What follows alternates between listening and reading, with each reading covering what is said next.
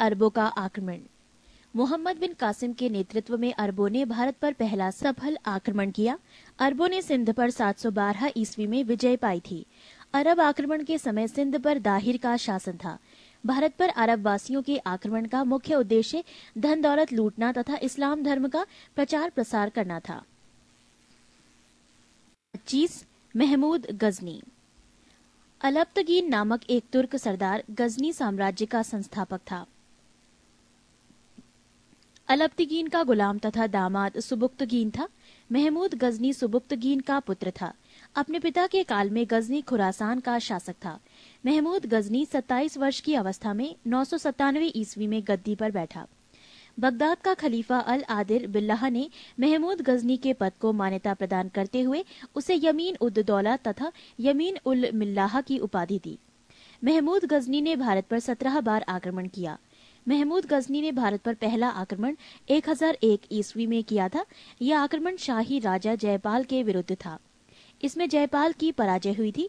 महमूद गजनी का 1008 ईस्वी में नगरकोट के विरुद्ध हमले को मूर्तिवाद के विरुद्ध पहली महत्वपूर्ण जीत बताई जाती है। महमूद गजनी ने थानेसर के चक्र स्वामिन की कांस्य निर्मित आदमकद प्रतिमा को गजनी भेजकर रंगभूमि में रखवाया।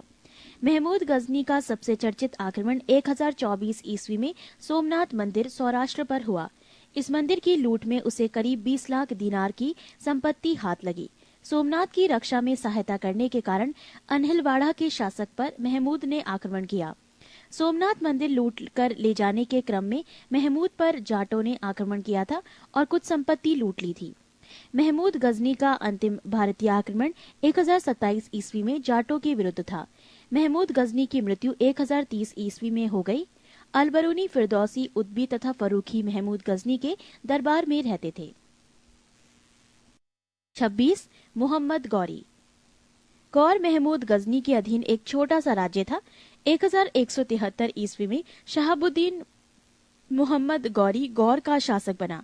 इसने भारत पर पहला आक्रमण 1175 ईस्वी में मुल्तान के विरुद्ध किया था। मोहम्मद गौरी का दूसरा आक्रमण 1178 ईस्वी में पाटन गुजरात पर हुआ। यहाँ का शासक भीम द्वितीय ने गौरी को बुरी तरह परास्त किया। मोहम्मद गौरी द्वारा लड़ा गया प्रमुख युद्ध तराइन का प्रथम युद्ध वर्ष 1191, पक्ष गौरी एवं पृथ्वीराज चौहान, परिणाम पृथ्वीराज चौहान विजयी। तराइन का द्वितीय युद्ध वर्ष 1192 ईस्वी, पक्ष गौरी एवं पृथ्वीराज चौहान, परिणाम गौरी विजयी। चंदावर का युद्ध वर्ष 1194 ईस्वी, पक्ष गौरी एवं जयचंद, परिणाम गौरी विजयी। मोहम्मद गौरी भारत के विजित प्रदेशों पर शासन का भार अपने गुलाम सेनापतियों को सौंपते हुए गजनी लौट गया। मोहम्मद गौरी की हत्या 15 मार्च 1206 ईस्वी को कर दी गई। पृष्ठ 34। 27 सल्तनत काल। गुलाम वंश। गुलाम वंश की स्थापना 1206 ईस्वी में कुतुबुद्दीन ऐबक ने किया था। वो गौरी का गुलाम था। कुतुबुद्दीन ऐबक ने अपना राज्याभिषेक 24 जून 1206 ईस्वी को किया था। कुतुबुद्दीन ऐबक ने अपनी राजधानी लाहौर में बनाई थी। कुतुब मीनार की नींव कुतुबुद्दीन ऐबक ने डाली थी। दिल्ली का कुवत उल इस्लाम मस्जिद एवं अजमेर का 2.5 दिन का झोपड़ा नामक मस्जिद का निर्माण ऐबक ने करवाया था। कुतुबुद्दीन ऐबक को लाख बख्श, लाखों का दान देने वाला भी कहा जाता था। प्राचीन नालंदा विश्वविद्यालय को ध्वस्त करने वाला ऐबक का सहायक सेनानायक बख्तियार खिलजी था। ऐबक की मृत्यु 1210 ईस्वी में चौगान खेलते समय घोड़े से गिरकर हो गई। इसे लाहौर में दफनाया गया। ऐबक का उत्तराधिकारी आराम शाह हुआ, जिसने सिर्फ 8 महीनों तक शासन किया। आराम शाह की हत्या करके इल्तुतमिश 1211 ईस्वी में दिल्ली की गद्दी पर बैठा। इल्तुतमिश तुर्किस्तान का इलबरी तुर्क था, जो ऐबक का गुलाम एवं दामाद था। ऐबक की मृत्यु के समय वो बदायूं का गवर्नर था। इल्तुतमिश लाहौर से राजधानी को स्थानांतरित करके दिल्ली लाया। इल्तुतमिश पहला शासक था जिसने 1229 ईस्वी में बगदाद के खलीफा के सुल्तान पद की वैधानिक स्वीकृति प्राप्त की। इल्तुतमिश की मृत्यु अप्रैल 1236 ईस्वी में हो गई। इल्तुतमिश के बाद उसका पुत्र रुकनुद्दीन फिरोज गद्दी पर बैठा। वो एक अयोग्य शासक था। इसमें अल्पकालीन शासन पर उसकी मां शाह तुर्कान छाई रही। शाह तुर्कान के अवांछित प्रभाव से परेशान होकर तुर्की अमीरों ने रुकनुद्दीन को हटाकर रजिया को सिंहासन पर आसीन किया। इस प्रकार रजिया बेगम प्रथम मुस्लिम महिला थी जिसने शासन की बागडोर संभाली। इल्तुतमिश द्वारा किए गए महत्वपूर्ण कार्य: 1. कुतुब मीनार के निर्माण को पूर्ण करवाया। 2. सबसे पहले शुद्ध अरबी सिक्के जारी किए, चांदी का टंका एवं तांबा का जीतल। 3. एकता प्रणाली चलाई। 4. 40 गुलाम सरदारों का संगठन बनाया जो तुर्काने चहलगानी के नाम से जाना गया। 5. सर्वप्रथम दिल्ली के अमीरों का दमन किया। रजिया ने पर्दा प्रथा को त्याग कर तथा पुरुषों की तरह चोगा, काबा एवं कुल्हा, टोपी पहनकर राजदरबार में खुले मुंह से जाने लगी। रजिया ने मलिक जमालुद्दीन याकूत को अमीर अखोर घोड़े का सरदार नियुक्त किया।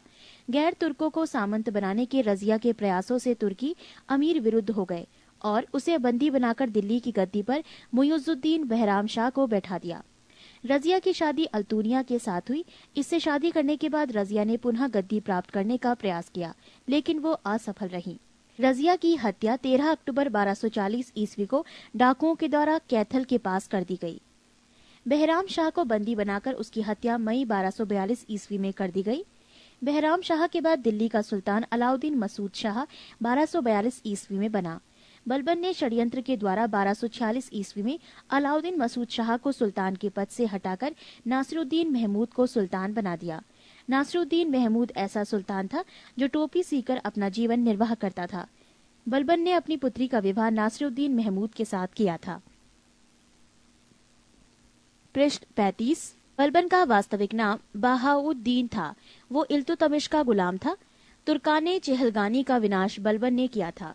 बलबन 1266 ईस्वी में ग्यासुद्दीन बलबन के नाम से दिल्ली की गद्दी पर बैठा। वो मंगोलों के आक्रमण से दिल्ली की रक्षा करने में सफल रहा। राजदरबार में सजदा एवं पैबोस प्रथा की शुरुआत बलबन ने की थी। बलबन ने फारसी रीति रिवाज पर आधारित नवरोज उत्सव को प्रारंभ करवाया। अपने विरोधियों के प्रति बलबन ने कठोर लौह एवं रक्त की नीति का पालन किया। नासिरुद्दीन महमूद ने बलबन को उलूंग खां की उपाधि प्रदान की। बलबन के दरबार में फारसी के प्रसिद्ध कवि अमीर खुसरो एवं अमीर हसन रहते थे। गुलाम वंश का अंतिम शासक शम्मुद्दीन कैमुर्स था।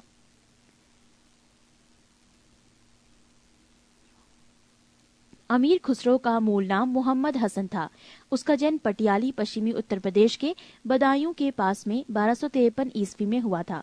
खुसरो प्रसिद्ध सूफी संत शेख निजामुद्दीन औलिया के शिष्य थे। वो बलबन से लेकर मोहम्मद तुगलक तक दिल्ली सुल्तानों के दरबार में रहे। इन्हें तूतिए हिंद, भारत का तोता के नाम से भी जाना जाता है। सितार एवं तबले के आविष्कार का श्रेय अमीर खुसरो को ही दिया जाता है। खिलजी वंश 1290 से 1320 ईस्वी। गुलाम वंश के शासन को समाप्त कर 13 जून 1290 ईस्वी को जलालुद्दीन फिरोज खिलजी ने खिलजी वंश की स्थापना की। इसने किला खेरी को अपनी राजधानी बनाया।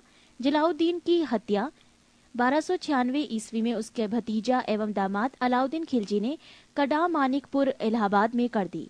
22 अक्टूबर 1296 ईस्वी में अलाउद्दीन दिल्ली का सुल्तान बना।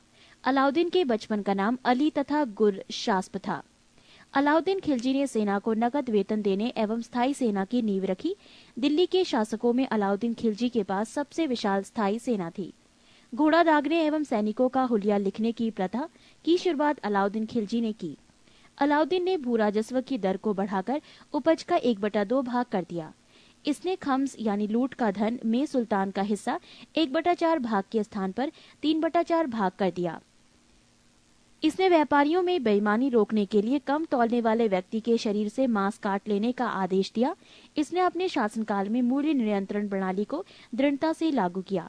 दक्षिण भारत की विजय के लिए अलाउद्दीन ने मलिक काफूर को भेजा। जमैयत खाना मस्जिद, अलाई दरवाजा, सीरी का किला तथा 1000 खंबा महल का निर्माण अलाउद्दीन खिलजी ने करवाया था। दैवी अधिकार के सिद्धांत को अलाउद्दीन ने चलाया था। सिकंदर सानी की उपाधि से स्वयं को अलाउद्दीन खिलजी ने विभूषित किया। अलाउद्दीन ने मलिक याकूब को दीवाने रियासत नियुक्त किया था। अलाउद्दीन द्वारा नियुक्त परवाना नवीस नामक अधिकारी वस्तुओं की परमिट जारी करता था। बाजार नियंत्रण करने के लिए अलाउद्दीन खिलजी द्वारा बनाए जाने वाले नवीन पद क्रमानुसार: दीवाने रियासत, ये व्यापारियों पर नियंत्रण रखता था। ये बाजार नियंत्रण की पूरी व्यवस्था का संचालन करता था। शहनाई मंडी, प्रत्येक बाजार में बाजार का अधीक्षक, बरीद, बाजार के अंदर घूमकर बाजार का निरीक्षण करता था। मुनहियान व गुप्तचर गुप्त सूचना प्राप्त करता था। शहनाई मंडी, यहाँ खाद्यान्नों को बिक्री हेतु लाया जाता था।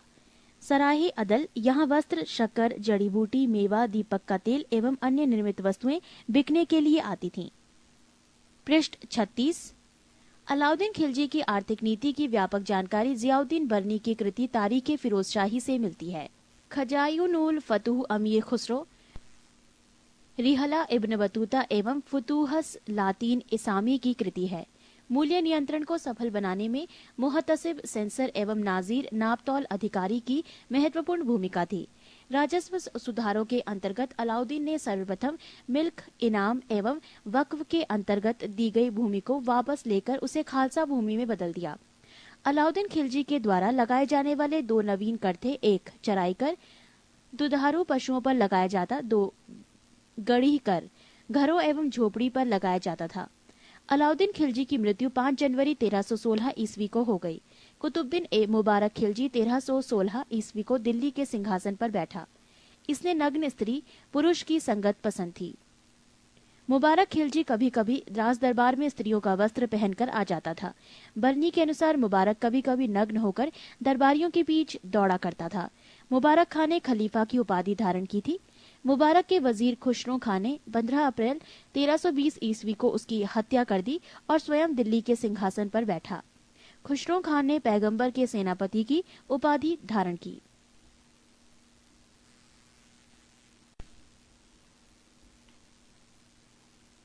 तुगलक वंश 1320 ईस्वी से 1398 ईस्वी। 5 सितंबर 1320 ईस्वी को खुसरो खां को पराजित करके गाजी मलिक या तुगलक वंश गाजी गयासुद्दीन तुगलक के नाम से 8 सितंबर 1320 ईस्वी को दिल्ली के सिंहासन पर बैठा। गयासुद्दीन तुगलक ने करीब 29 बार मंगोल आक्रमण को विफल किया।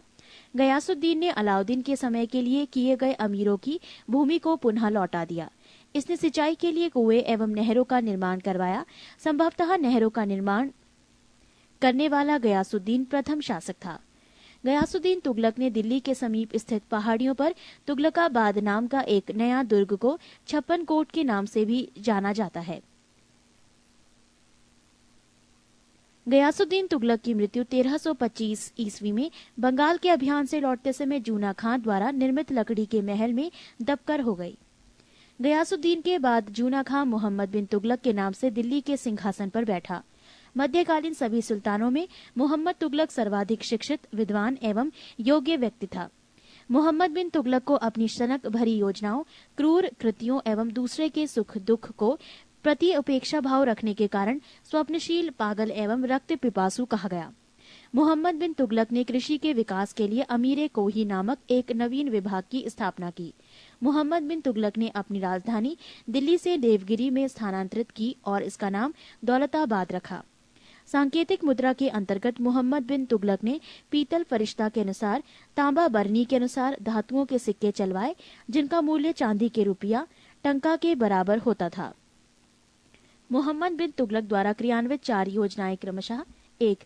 दोआब क्षेत्र में कर वृद्धि 1326 से 1327 ईस्वी। 2. राजधानी परिवर्तन 1326 से 27 ईस्वी। 3. सांकेतिक मुद्रा का प्रचलन 1329 से 1330 ईस्वी। 4. खुरासन एवं कराचल का अभियान। पृष्ठ 37। अफ्रीकी यात्री इब्न बतूता लगभग 1333 ईस्वी में भारत आया।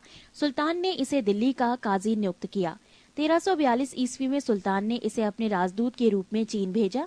इब्न बतूता की पुस्तक रेहला में मोहम्मद तुगलक के समय की घटनाओं का वर्णन है। इसने अपनी पुस्तक में विदेशी व्यापारियों के आवागमन, डाक चौकियों की स्थापना यानी डाक व्यवस्था एवं गुप्तचर व्यवस्था के बारे में लिखा है। मोहम्मद बिन तुगलक की मृत्यु 20 मार्च 1351 ईस्वी को सिंध जाते समय थट्टा के निकट गोडाल में हो गई। मोहम्मद बिन तुगलक के शासनकाल में दक्षिण में हरिहर एवं बुक्का नामक 2 भाइयों ने 1336 ईस्वी में स्वतंत्र राज्य विजयनगर की स्थापना की। महाराष्ट्र में अलाउद्दीन बहमन शाह ने 1347 ईस्वी में स्वतंत्र बहमनी राज्य की स्थापना की। मोहम्मद बिन तुगलक की मृत्यु पर इतिहासकार बरनी लिखता है, अंततः लोगों को उससे मुक्ति मिली और उसे लोगों से। मोहम्मद बिन तुगलक शेख अलाउद्दीन का शिष्य था। वो सल्तनत का पहला शासक था जो अजमेर में शेख मोइनुद्दीन चिश्ती की दरगाह और बहराइच में सालार मसूद गाजी के मकबरे में गया। मोहम्मद बिन तुगलक ने बदायूं में मीरन मुलहिम, दिल्ली में शेख निजामुद्दीन औलिया, मुल्तान में शेख रुकनुद्दीन, अजुदहन में शेख मुल्तान आदि संतों की कब्र पर मकबरे बनवाए। फिरोज तुगलक का राज्याभिषेक ठट्टा के नजदीक 20 मार्च 1351 ईस्वी को हुआ। पुनः फिरोज का राज्याभिषेक दिल्ली में अगस्त 1351 ईस्वी को हुआ। खलीफा द्वारा इसे कासिम अमीर उल मोममीन की उपाधि दी गई। राजस्व व्यवस्था के अंतर्गत फिरोज ने अपने शासनकाल में 24 कष्टदायक करों को समाप्त कर केवल 4 कर खराज, लगान, खुम्स, युद्ध में लूट का माल, जजिया एवं जकात को वसूल करने का आदेश दिया। फिरोज तुगलक ब्राह्मणों पर जजिया लागू करने वाला पहला मुसलमान शासक था। फिरोज तुगलक ने एक नया कर, सिंचाई कर भी लगाया जो उपज का 1/10 भाग था। फिरोज तुगलक ने 5 बड़ी नहरों का निर्माण करवाया। फिरोज तुगलक ने 300 नए नगरों की स्थापना की। इनमें हिसार, फिरोजाबाद, दिल्ली, फतेहाबाद, जौनपुर, फिरोजपुर प्रमुख है। इसके प्रशासन काल में खिजराबाद, टोपरा गांव एवं मेरठ से अशोक के 2 स्तंभों को लाकर दिल्ली में स्थापित किया गया।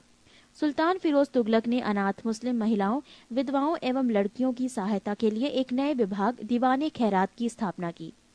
सल्तनत कालीन सुल्तानों के शासनकाल में सबसे अधिक दासों की संख्या करीब 1,80,000 फिरोज तुगलक के समय थी। दासों की देखभाल के लिए फिरोज ने एक नए विभाग दीवाने बंदगान की स्थापना की। इसने सैन्य पदों को वंशानुगत बना दिया। इसने अपनी आत्मकथा फतुहाते फिरोजशाही की रचना की। इसने जियाउद्दीन बर्नी एवं शमसे सिराज अफीफ को अपना संरक्षण प्रदान किया। इसने ज्वालामुखी मंदिर के पुस्तकालय से लूटे गए 1300 ग्रंथों में से कुछ को फारसी में विद्वान अपाउद्दीन द्वारा दलायते फिरोजशाही नाम से अनुवाद करवाया। इसने चांदी एवं तांबे के मिश्रण से निर्मित सिक्के भारी संख्या में जारी करवाए जिसे अद्वा एवं विक कहा जाता था। फिरोज तुगलक की मृत्यु सितंबर 1388 ईस्वी में हो गई। फिरोज काल में निर्मित खाने जहां तेलंगानी के मकबरा की तुलना जेरूसलम में निर्मित उमर के मस्जिद से की जाती है। पृष्ठ 38। सुल्तान फिरोज तुगलक ने दिल्ली के कोटला फिरोज शाह दुर्ग का निर्माण करवाया। तुगलक वंश का अंतिम शासक नासिरुद्दीन महमूद तुगलक था। इसका शासन दिल्ली से पालम तक ही रह गया था। तैमूर लंग ने सुल्तान नासिरुद्दीन मोहम्मद तुगलक के समय 1398 में दिल्ली पर आक्रमण किया। नासिरुद्दीन के समय ही मलिक कुशशर्क पूर्वाधिपति की उपाधि एक हिजड़ा मलिक सरवर ने जौनपुर में एक स्वतंत्र राज्य की स्थापना की। सैयद वंश 1414 से 1451 ईस्वी। सैयद वंश का संस्थापक था खिज्र खां। इसने सुल्तान की उपाधि न धारण कर अपने को रैयत ए आला की उपाधि से ही खुश रखा। खिज्र खां तैमूर लंग का सेनापति था। भारत से लौटते समय तैमूर लंग ने खिज्र खां को मुल्तान, लाहौर एवं दीपालपुर का शासक नियुक्त किया। खिज्र खां नियमित रूप से तैमूर के पुत्र शाहरुख को कर भेजा करता था। खिज्र खां की मृत्यु 20 मई 1421 ईस्वी में हो गई। खिज्र खां के पुत्र मुबारक खां ने शाह की उपाधि धारण की थी। याहिया बिन अहमद सरहिंदी को मुबारक शाह का संरक्षण प्राप्त था। इसकी पुस्तक तारीख मुबारक शाही में सैयद वंश के विषय में जानकारी मिलती है। यमुना के किनारे मुबारकबाद की स्थापना मुबारक शाह ने की थी। सैयद वंश का अंतिम सुल्तान अलाउद्दीन आलम शाह था। सैयद वंश का शासन करीब 37 वर्षों तक रहा। लोदी वंश 1451 से 1526 ईस्वी। लोदी वंश का संस्थापक बहलोल लोदी था। वो 19 अप्रैल 1451 ईस्वी को बहलोल शाहगाजी की उपाधि से दिल्ली के सिंहासन पर बैठा। दिल्ली पर प्रथम अफगान राज्य की स्थापना का श्रेय बहलोल लोदी को दिया जाता है। बहलोल लोदी ने बहलोल सिक्के का प्रचलन करवाया। वो अपने सरदारों को मकसदे अली कहकर पुकारता था। वो अपने सरदारों के खड़े रहने पर स्वयं भी खड़ा रहता था। बहलोल लोदी का पुत्र निजाम खां 17 जुलाई 1489 ईस्वी में सुल्तान सिकंदर शाह की उपाधि से दिल्ली के सिंहासन पर बैठा। 1504 ईस्वी में सिकंदर लोदी ने आगरा शहर की स्थापना की। भूमि के लिए मापन के प्रामाणिक पैमाना गजे सिकंदरी का प्रचलन सिकंदर लोदी ने किया। गुलरुखी शीर्षक से फारसी कविताएं लिखने वाला सुल्तान सिकंदर लोदी था। सिकंदर लोदी ने आगरा को अपनी नई राजधानी बनाया। इसके आदेश पर संस्कृत के एक आयुर्वेद ग्रंथ का फारसी में फरहंगे सिकंदरी के नाम से अनुवाद हुआ। इसने नगरकोट को ज्वालामुखी मंदिर की मूर्ति को तोड़कर उसके टुकड़ों को कसाईयों को मांस तौलने के लिए दो दिया था। इससे मुसलमानों को ताजिया निकालने एवं मुसलमान स्त्रियों के पीरों तथा संतों के मजार पर जाने पर प्रतिबंध लगा दिया। गले की बीमारी के कारण सिकंदर लोदी की मृत्यु 21 नवंबर 1517 ईस्वी को हो गई। इसी दिन इसका पुत्र इब्राहिम शाह की उपाधि से आगरा के सिंहासन पर बैठा। 21 अप्रैल 1526 ईस्वी को पानीपत के प्रथम युद्ध में इब्राहिम लोदी बाबर से हार गया। इस युद्ध में वो मारा गया। बाबर को भारत पर आक्रमण के लिए निमंत्रण पंजाब के शासक दौलत खान लोदी एवं इब्राहिम लोदी के चाचा आलम खान ने दिया था। मोट की मस्जिद का निर्माण सिकंदर लोदी के वजीर द्वारा करवाया गया था। पृष्ठ 39। सल्तनत कालीन शासन व्यवस्था। केंद्रीय प्रशासन का मुखिया सुल्तान बलबन एवं अलाउद्दीन के समय अमीर प्रभावहीन हो गए। अमीरों का महत्व चरमोत्कर्ष पर था। लोदी वंश के शासनकाल में सल्तनत काल में मंत्रिपरिषद को मजलिस-ए खलवत कहा गया। मजलिस-ए खास में मजलिस-ए खलवत की बैठक होती थी। बारे खास, इसमें सुल्तान सभी दरबारियों, खानों, अमीरों, मालिकों और अन्य रईसों को बुलाता था। बारे आजम, सुल्तान राजकीय कार्यों का अधिकांश भाग पूरा करता था। मंत्री एवं उससे संबंधित विभाग। 1 वजीर, प्रधानमंत्री, राजस्व विभाग का प्रमुख।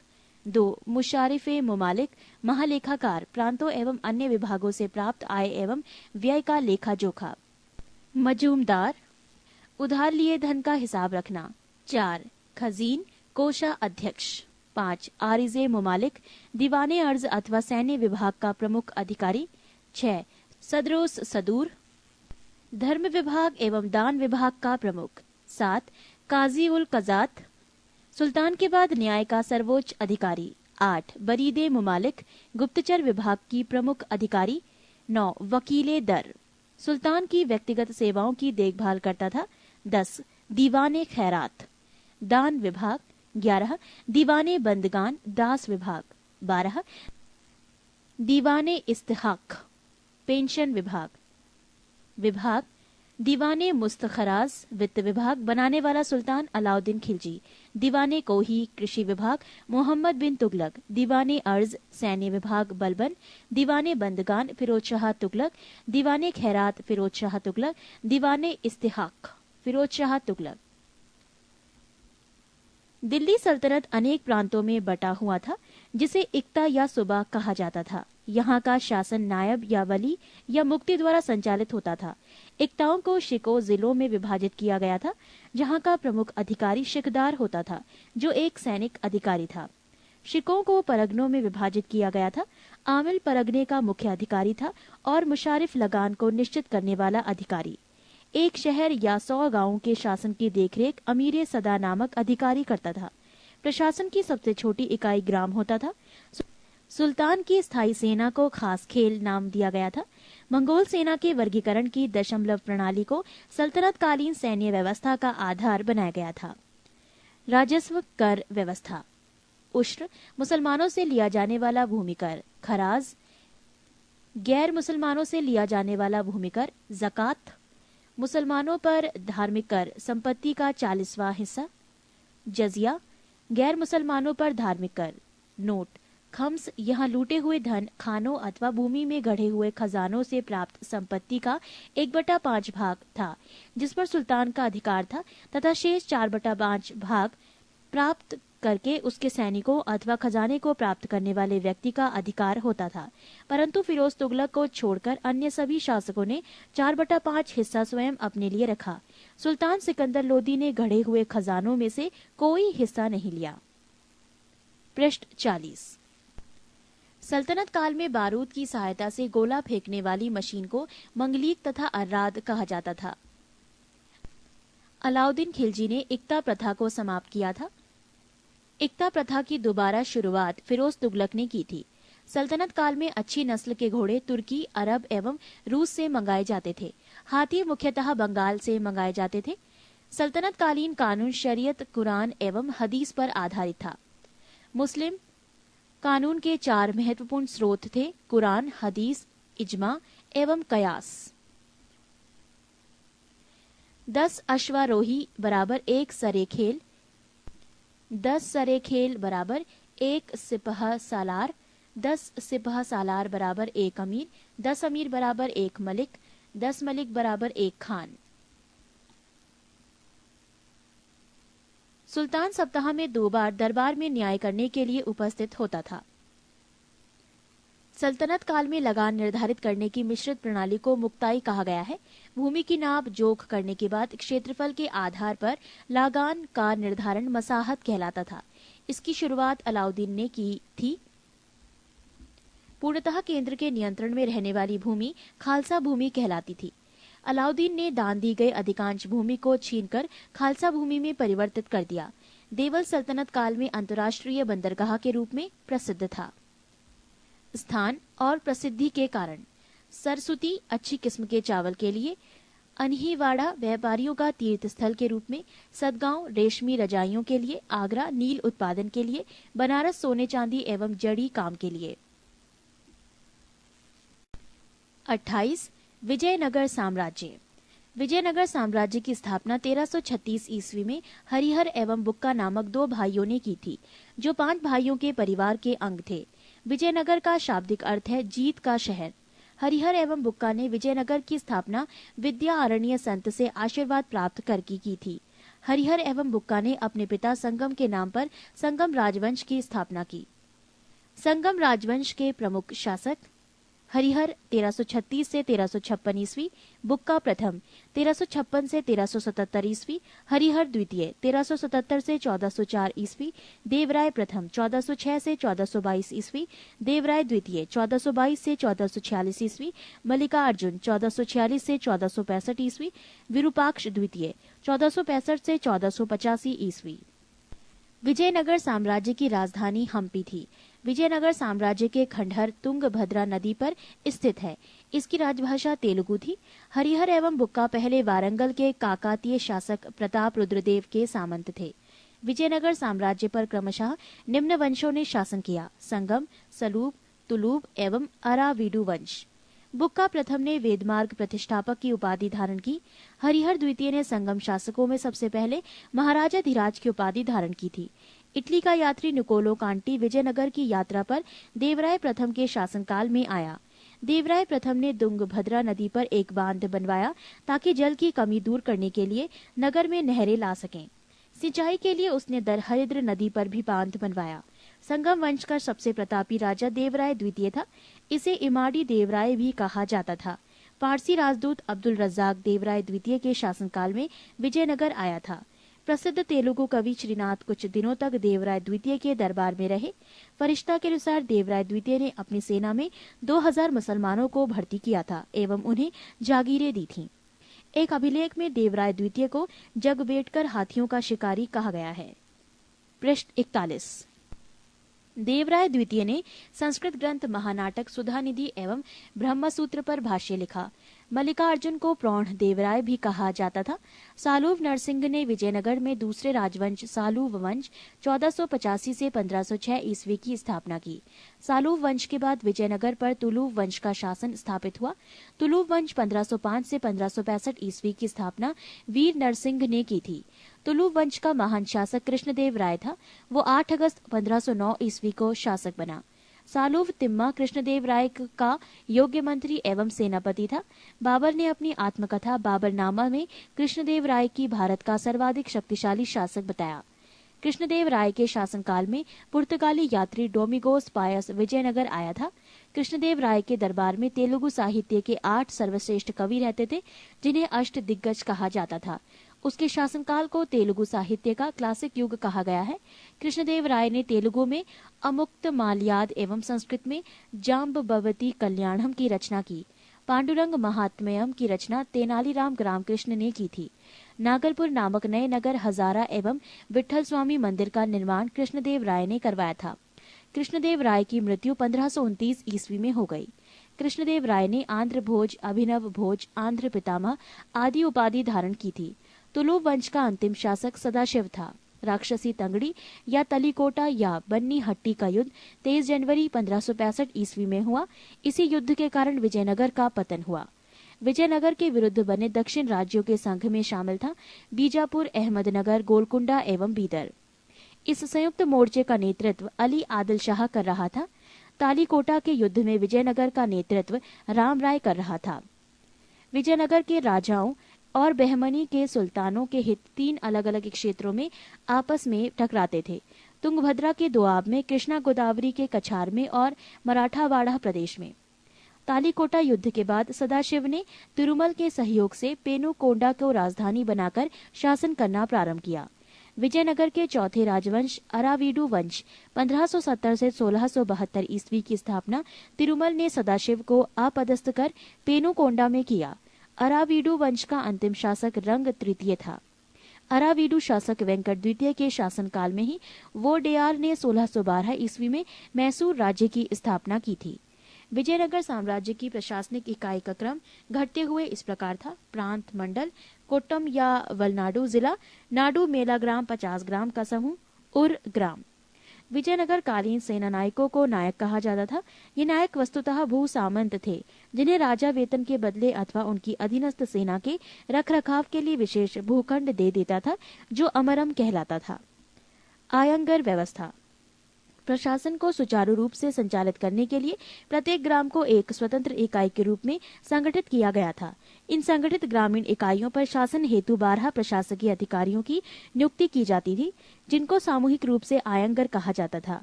ये अवैतनिक होते थे। इनकी सेवाओं के बदले सरकार इन्हें पूर्णतः लगान मुक्त एवं करमुक्त भूमि प्रदान करती थी। इनका पद आनुवांशिक होता था। वो इस पद को बेच या गिरवी रख सकता था। ग्राम स्तर की कोई भी संपत्ति इन अधिकारियों की इजाजत के बगैर ना तो बेची जा सकती थी और ना ही दान में दी जा सकती थी। पृष्ठ 42। कर्णिक नामक आयंगर के पास जमीन के क्रय विक्रय से संबंधित समस्त दस्तावेज होते थे। विजयनगर साम्राज्य की आय का सबसे बड़ा स्रोत लगान था। भू राजस्व की दर उपज का 1/6वां भाग था। विजयनगर आने वाला प्रमुख विदेशी यात्री निकोलो कोंटी, देश इटली, काल 1420 ईस्वी, शासक देवराय प्रथम। यात्री अब्दुल रज्जाक, देश फारस, काल 1442 ईस्वी, शासक देवराय द्वितीय। यात्री नूनीज, देश पुर्तगाल, काल 1450 ईस्वी, शासक मल्लिकार्जुन। यात्री डोमिंग पायस, देश पुर्तगाल, काल 1515 ईस्वी, शासक कृष्णदेव राय। यात्री बारबोसा, देश पुर्तगाल, काल 1515 से 16 ईस्वी, शासक कृष्णदेव राय। विवाह कर वर एवं वधू दोनों से लिया जाता था। विधवा से विवाह करने वाले इस कर से मुक्त थे। उनबली ग्राम में विशेष सेवाओं के बदले दी जाने वाली लगान मुक्त भूमि की भूधारण पद्धति थी। रत को डंगे, युद्ध में शौर्य का प्रदर्शन करने वाले मृत लोगों के परिवार को दी गई भूमि को कहा जाता था। कूटग्गी, ब्राह्मण, मंदिर या बड़े भूस्वामी जो स्वयं कृषि नहीं करते थे, किसानों को पट्टे की भूमि दे देते थे। ऐसी भूमि को कूटग्गी कहा जाता था। वो कृषक मजदूर जो भूमि के क्रय विक्रय के साथ ही हस्तांतरित हो जाते थे, कूदी कहलाते थे। विजयनगर का सैन्य विभाग कदाचार कहलाता था तथा इस विभाग का उच्च अधिकारी दंडनायक या सेनापति होता था। टकसाल विभाग को जोरी खाना कहा जाता था। चेटियों की तरह व्यापार में निपुण दस्तकार वर्ग के लोगों को वीर पंचाल कहा जाता था। उत्तर भारत से दक्षिण भारत में आकर बसे लोगों को बड़वा कहा जाता था। विजयनगर में दास प्रथा प्रचलित थी। मनुष्यों के क्रय विक्रय को वेस वर्ग कहा जाता था। मंदिरों में रहने वाली स्त्रियों को देवदासी कहा जाता था। इनको आजीविका के लिए भूमि या नियमित वेतन दिया जाता था। नोट: विजयनगर की मुद्रा पैगोड़ा तथा बहमनी राज्य की मुद्रा हून थी। 29. बहमनी राज्य। मोहम्मद बिन तुगलक के शासनकाल में 1347 ईस्वी में हसन गंगू ने बहमनी राज्य की स्थापना की। वो अलाउद्दीन हसन बहमन शाह के नाम से सिंहासन पर बैठा। इसने अपनी राजधानी गुलबर्गा को बनाया। इसकी राजभाषा मराठी थी। इसने अपने साम्राज्य को 4 प्रांतों में गुलबर्गा, दौलताबाद, बरार एवं बीदर में बांटा। इसकी मृत्यु 11 फरवरी 1358 ईस्वी को हो गई। अलाउद्दीन हसन के पश्चात उसका पुत्र मोहम्मद शाह प्रथम सुल्तान बना। इसके काल में ही सबसे पहले बारूद का प्रयोग बुक्का के विरुद्ध हुआ। भीमा नदी के तट पर फिरोजाबाद की स्थापना ताजुद्दीन फिरोज ने की थी। फिरोज खगोलकी को प्रोत्साहन देता था और उसने दौलताबाद के पास एक वैद्यशाला बनवाई थी। शहाबुद्दीन अहमद प्रथम ने अपनी राजधानी गुलबर्गा से हटाकर बीदर में स्थापित की। इसने बीदर का नया नाम मोहम्मदाबाद रखा। मोहम्मद तृतीय के शासनकाल में ख्वाजा जहां की उपाधि से महमूद गवा को प्रधानमंत्री नियुक्त किया गया। महमूद गवा ने बीदर में एक महाविद्यालय की स्थापना कराई।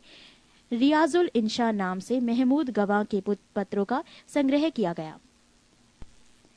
बहमनी वंश के प्रमुख शासक मोहम्मद शाह प्रथम 1358 से 1375 ईस्वी, अलाउद्दीन मुजाहिद शाह 1375 से 1378 ईस्वी, दाऊद प्रथम 1378 ईस्वी, मोहम्मद शाह द्वितीय 1378 से 1397 ईस्वी, ताजुद्दीन फिरोज 1397 से 1422 ईस्वी, शिहाबुद्दीन अहमद प्रथम 1422 से 1436 ईस्वी, अलाउद्दीन अहमद द्वितीय 1436 से 1458 ईस्वी, सुल्तान शमसुद्दीन मोहम्मद तृतीय 1463 से 1482 ईस्वी।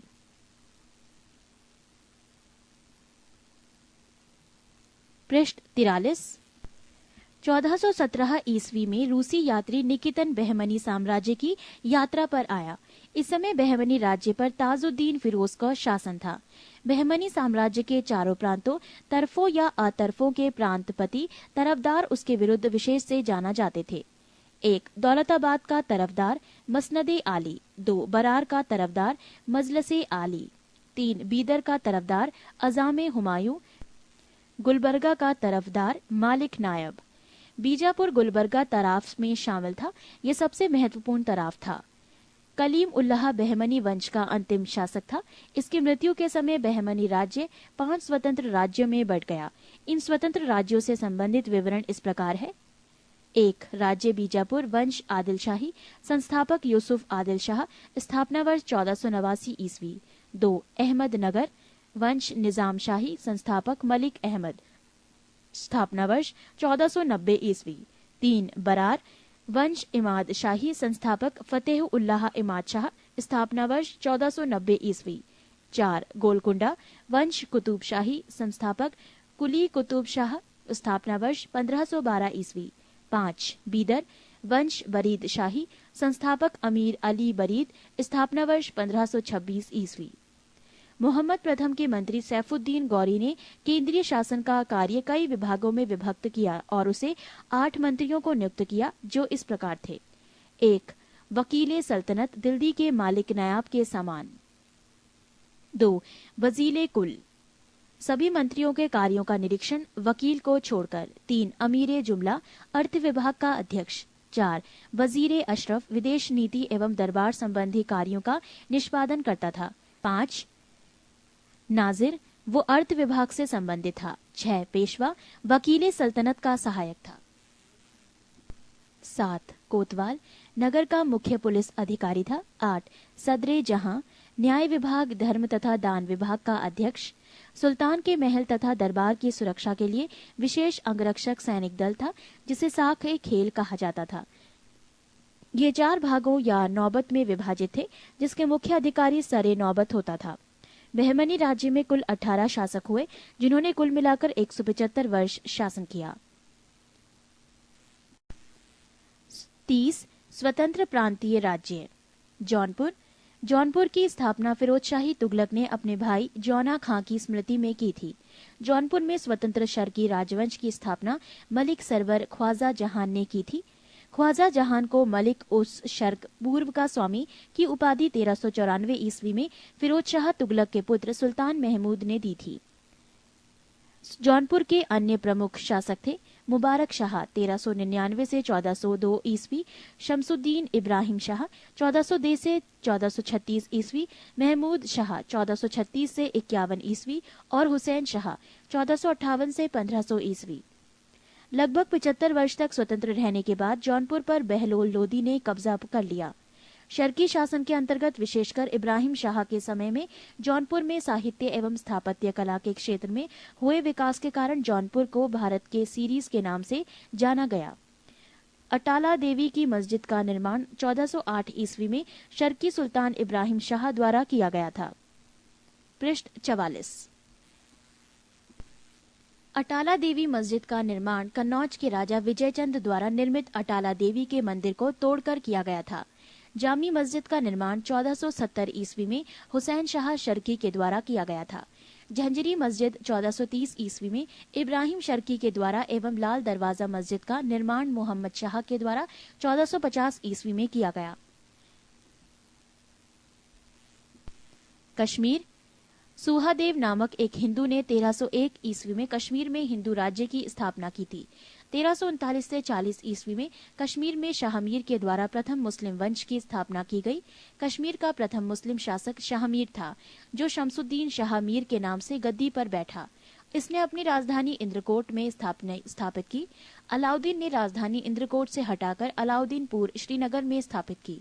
हिंदू मंदिरों एवं मूर्तियों को तोड़ने के कारण सुल्तान सिकंदर को बुत शिकन कहा गया।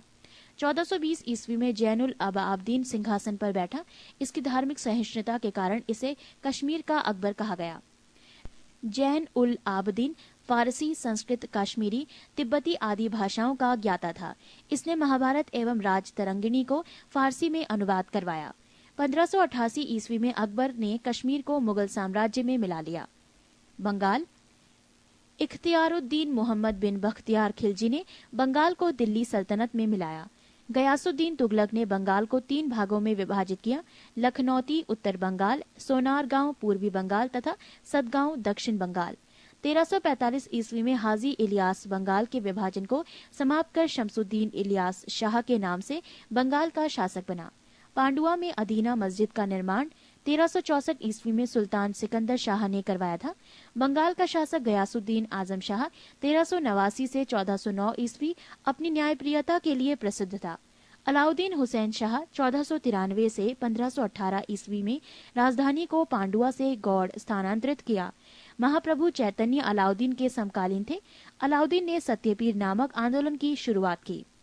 मालाधर बसु ने अलाउद्दीन के शासनकाल में ही श्री कृष्ण विजय की रचना कर गुंडराज खान की उपाधि धारण की। इनके बेटे को सत्यराज खान की उपाधि दी गई।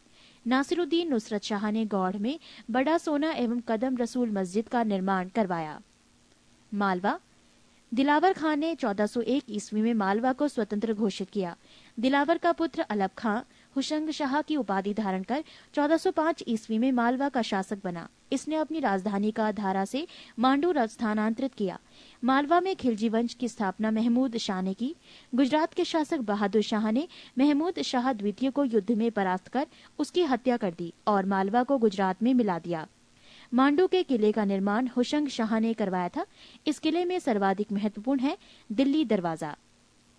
पृष्ठ 45। बाज बहादुर एवं रूपमती का महल का निर्माण सुल्तान नासिरुद्दीन शाह द्वारा करवाया गया था। हिंडोला भवन या दरबार हॉल का निर्माण हुशंग शाह के द्वारा करवाया गया था। जहाज महल का निर्माण गयासुद्दीन खिलजी ने मांडू में करवाया था। कुशक महल को महमूद खिलजी ने फतेहाबाद नामक स्थान पर बनवाया था। गुजरात के शासक राजाकर्ण को पराजित कर अलाउद्दीन ने 1297 ईस्वी में इसे दिल्ली सल्तनत में मिला लिया था। 1391 ईस्वी में मोहम्मद शाह तुगलक द्वारा नियुक्त गुजरात का सूबेदार जफर खान ने सुल्तान मुजफ्फर शाह की उपाधि ग्रहण कर 1407 ईस्वी में गुजरात का स्वतंत्र सुल्तान बना। गुजरात के प्रमुख शासक थे अहमद शाह 1411 से 52, महमूद शाह बेगड़ा 1458 से 1511 ईस्वी और बहादुर शाह 1526 से 1537 ईस्वी। अहमद शाह ने आसावल के निकट साबरमती नदी के किनारे अहमदाबाद नामक नगर बसाया और पाटन से राजधानी हटाकर अहमदाबाद को राजधानी बनाया। गुजरात का सबसे प्रसिद्ध शासक महमूद बेगड़ा था। महमूद बेगड़ा ने गिरनार के निकट मुस्तफाबाद नामक नगर और चंपानेर के निकट मुहम्मदाबाद नगर बसाया। 1572 ईस्वी में अकबर ने गुजरात को मुगल साम्राज्य में मिला लिया। मेवाड़। अलाउद्दीन खिलजी ने 1303 ईस्वी में मेवाड़ के गुहिलौत राजवंश के शासक रत्न सिंह को पराजित कर मेवाड़ को दिल्ली सल्तनत में मिला लिया। गुहिलौत वंश की एक शाखा सिसोदिया वंश के हम्पीर देव ने मोहम्मद तुगलक को हराकर पूरे मेवाड़ को स्वतंत्र करा लिया। राणा कुंभा ने 1448 ईस्वी में चित्तौड़ में एक विजय स्तंभ की स्थापना की। खानवा का युद्ध 1527 ईस्वी में राणा सांगा एवं बाबर के बीच हुआ, जिसमें बाबर विजयी हुआ। 1576 ईस्वी में हल्दी घाटी का युद्ध राणा प्रताप एवं अकबर के बीच हुआ, जिसमें अकबर विजयी हुआ। मेवाड़ की राजधानी चित्तौड़गढ़ थी। जहांगीर ने मेवाड़ को मुगल साम्राज्य में मिला लिया। खानदेश। तुगलक वंश के पतन के समय फिरोज शाह तुगलक के सूबेदार मलिक अहमद राजा फारूकी ने नर्मदा एवं ताप्ती नदियों के बीच 1382 ईस्वी में खानदेश की स्थापना की। खानदेश की राजधानी बुरहानपुर थी। इसका सैनिक मुख्यालय असीरगढ़ था। 1601 ईस्वी में अकबर ने खानदेश को मुगल साम्राज्य में मिला लिया। 31 सूफी आंदोलन। जो लोग सूफी संतों से शिष्यता ग्रहण करते थे उन्हें मुरीद कहा जाता था। सूफी जिन आश्रमों में निवास करते थे उन्हें खानकाहा या मठ कहा जाता था। सूफियों के धर्म संघ बाशारा इस्लामी सिद्धांत के समर्थक और बेशारा इस्लामी सिद्धांत से बंधे नहीं में विभाजित थे। भारत में चिश्ती एवं सुहरावर्दी सिलसिले की जड़ें काफी गहरी थीं। 1192 ईस्वी में मोहम्मद गौरी के साथ ख्वाजा मोइनुद्दीन चिश्ती भारत आए। इन्होंने यहाँ चिश्ती परंपरा की शुरुआत की। चिश्ती परंपरा का मुख्य केंद्र अजमेर था। चिश्ती परंपरा के कुछ अन्य महत्वपूर्ण संत थे निजामुद्दीन औलिया, बाबा फरीद बख्तियार काकी एवं शेख बुरहानुद्दीन गरीब। बाबा फरीद बख्तियार काकी के शिष्य थे। बाबा फरीद की रचनाएं गुरु ग्रंथ साहिब में शामिल हैं। पृष्ठ 46। बाबा फरीद के दो महत्वपूर्ण शिष्य थे निजामुद्दीन औलिया एवं अलाउद्दीन साबिर। हजरत निजामुद्दीन औलिया ने अपने जीवन काल में दिल्ली के 7 सुल्तानों का शासन देखा था।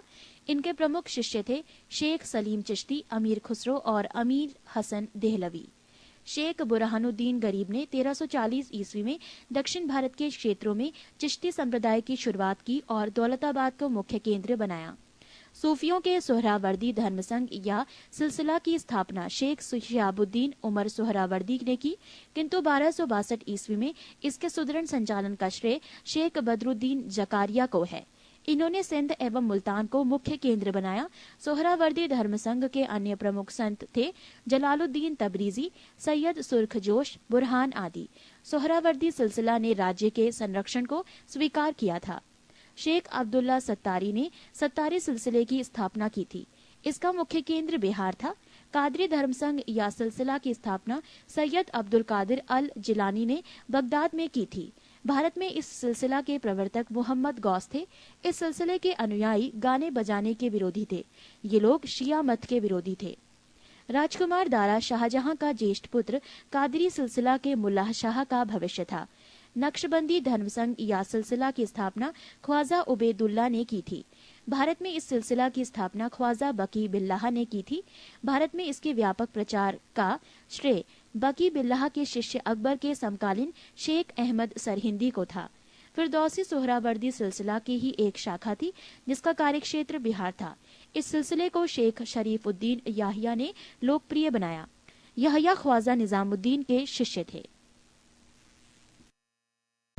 32 भक्ति आंदोलन। 6ठी शताब्दी ईस्वी में भक्ति आंदोलन का शुरुआत तमिल क्षेत्र से हुई जो कर्नाटक और महाराष्ट्र में फैल गई। भक्ति आंदोलन का विकास 12 अलवार वैष्णव संतों और 63 जिन्नैनार शैव संतों ने किया। शैव संत अप्पार ने पल्लव राजा महेंद्र वर्मन को शैव धर्म स्वीकार करवाया। भक्ति कवि संतों को संत कहा जाता था और उनके 2 समूह थे। प्रथम समूह वैष्णव संत थे जो महाराष्ट्र में लोकप्रिय हुए। वो भगवान विठोबा के भक्त थे। विठोबा पंथ के संत और उनके अनुयायी वरकरी या तीर्थयात्री पंथ कहलाते थे क्योंकि हर वर्ष पंढरपुर की तीर्थ यात्रा पर जाते थे। दूसरा समूह पंजाब एवं राजस्थान के हिंदी भाषी क्षेत्रों में सक्रिय था और इसकी निर्गुण भक्ति हर विशेषता से परे भगवान की भक्ति में आस्था थी। भक्ति आंदोलन को दक्षिण भारत से उत्तर भारत में 12वीं शताब्दी के प्रारंभ में रामानंद के द्वारा लाया गया। बंगाल में कृष्ण भक्ति के प्रारंभिक प्रतिपादकों में विद्यापति ठाकुर और चंडीदास थे। रामानंद की शिक्षा से 2 संप्रदायों का प्रादुर्भाव हुआ, सगुण जो पुनर्जन्म में विश्वास रखता है और निर्गुण जो भगवान के निराकर रूप को पूजता है। सगुण संप्रदाय के सबसे प्रसिद्ध व्याख्याताओं में थे तुलसीदास और नाभादास जैसे राम भक्त और निम्बार्क, वल्लभाचार्य, चैतन्य, सूरदास और मीराबाई जैसे कृष्ण भक्त। निर्गुण संप्रदाय के सबसे प्रसिद्ध प्रतिनिधि थे कबीर जिन्हें भावी उत्तर भारतीय पंथों का आध्यात्मिक गुरु माना गया है। शंकराचार्य के अद्वैत दर्शन के विरोध में दक्षिण में वैष्णव संतों द्वारा 4 मतों की स्थापना की गई थी।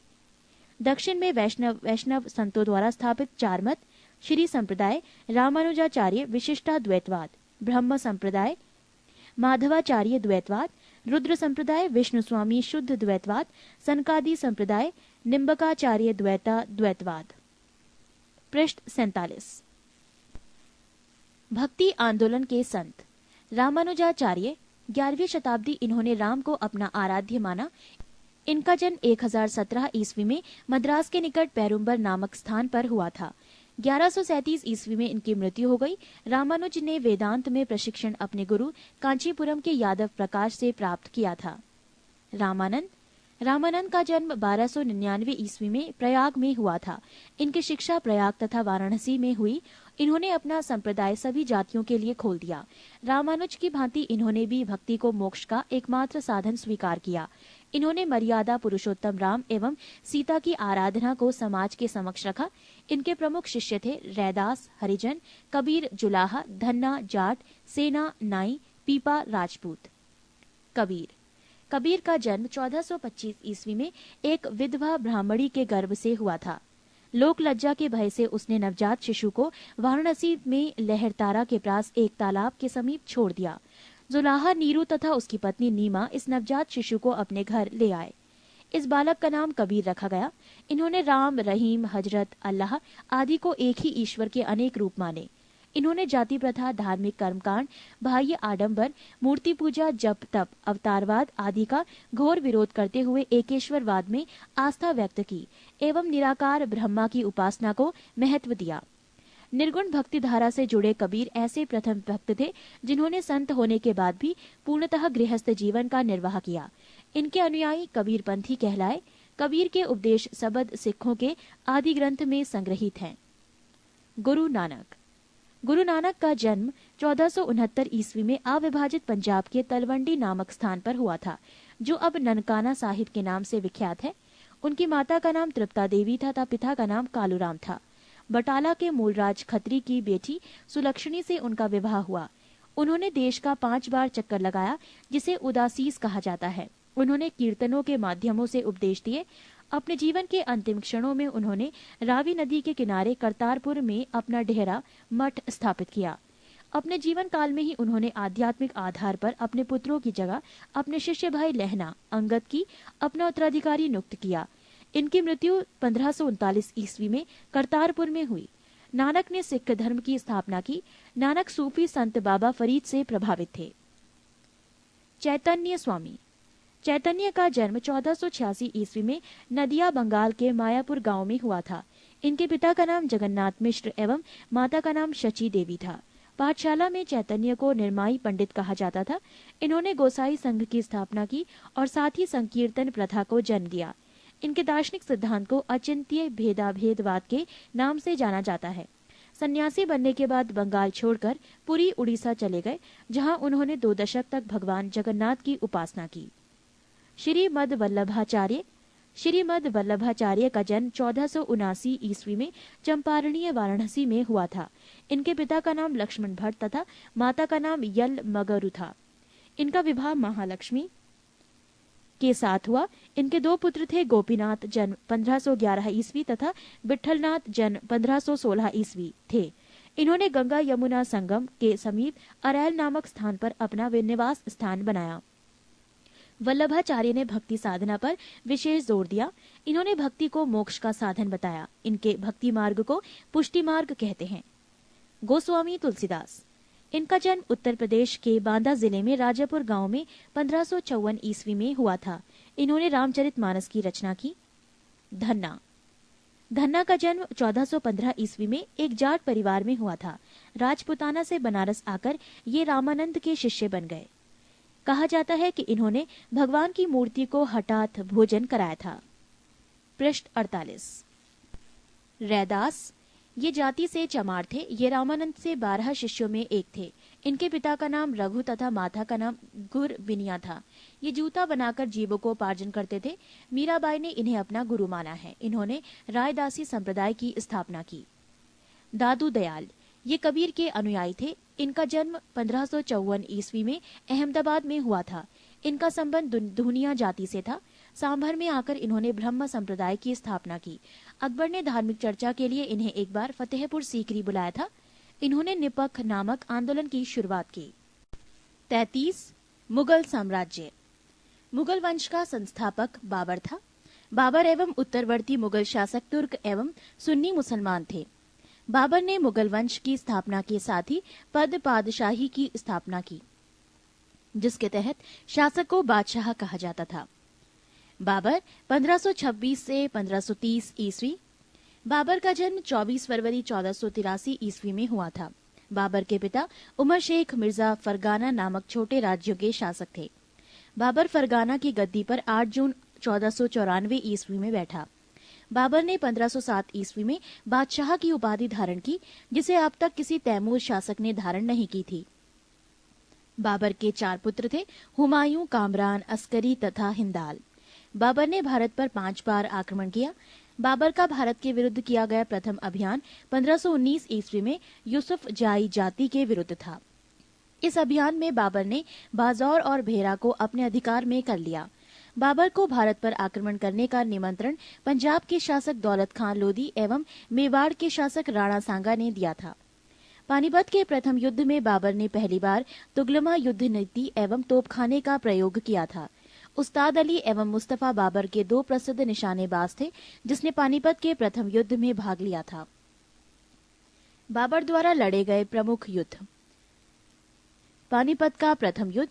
वर्ष 21 अप्रैल 1526 ईस्वी। पक्ष इब्राहिम लोदी एवं बाबर। परिणाम बाबर विजयी। खानवा का युद्ध। वर्ष 17 मार्च 1527 ईस्वी। पक्ष राणा सांगा एवं बाबर। परिणाम बाबर विजयी। चंदेरी का युद्ध। वर्ष 29 जनवरी 1528 ईस्वी। पक्ष मेदिनी राय एवं बाबर। परिणाम बाबर विजयी। घाघरा का युद्ध। वर्ष 6 मई 1529 ईस्वी। पक्ष अफगानों एवं बाबर। परिणाम बाबर विजयी। बाबर को अपनी उदारता के लिए कलंदर की उपाधि दी गई। खानवा युद्ध में विजय के बाद बाबर ने गाजी की उपाधि धारण की थी। 30 जनवरी 1528 को जहर दे देने के कारण राणा सांगा की मृत्यु हो गई। करीब 48 वर्ष की आयु में 26 दिसंबर 1530 ईस्वी को आगरा में बाबर की मृत्यु हो गई। प्रारंभ में बाबर के शव को आगरा के आराम बाग में दफनाया गया। बाद में काबुल में उसके द्वारा चुने गए स्थान पर दफनाया गया।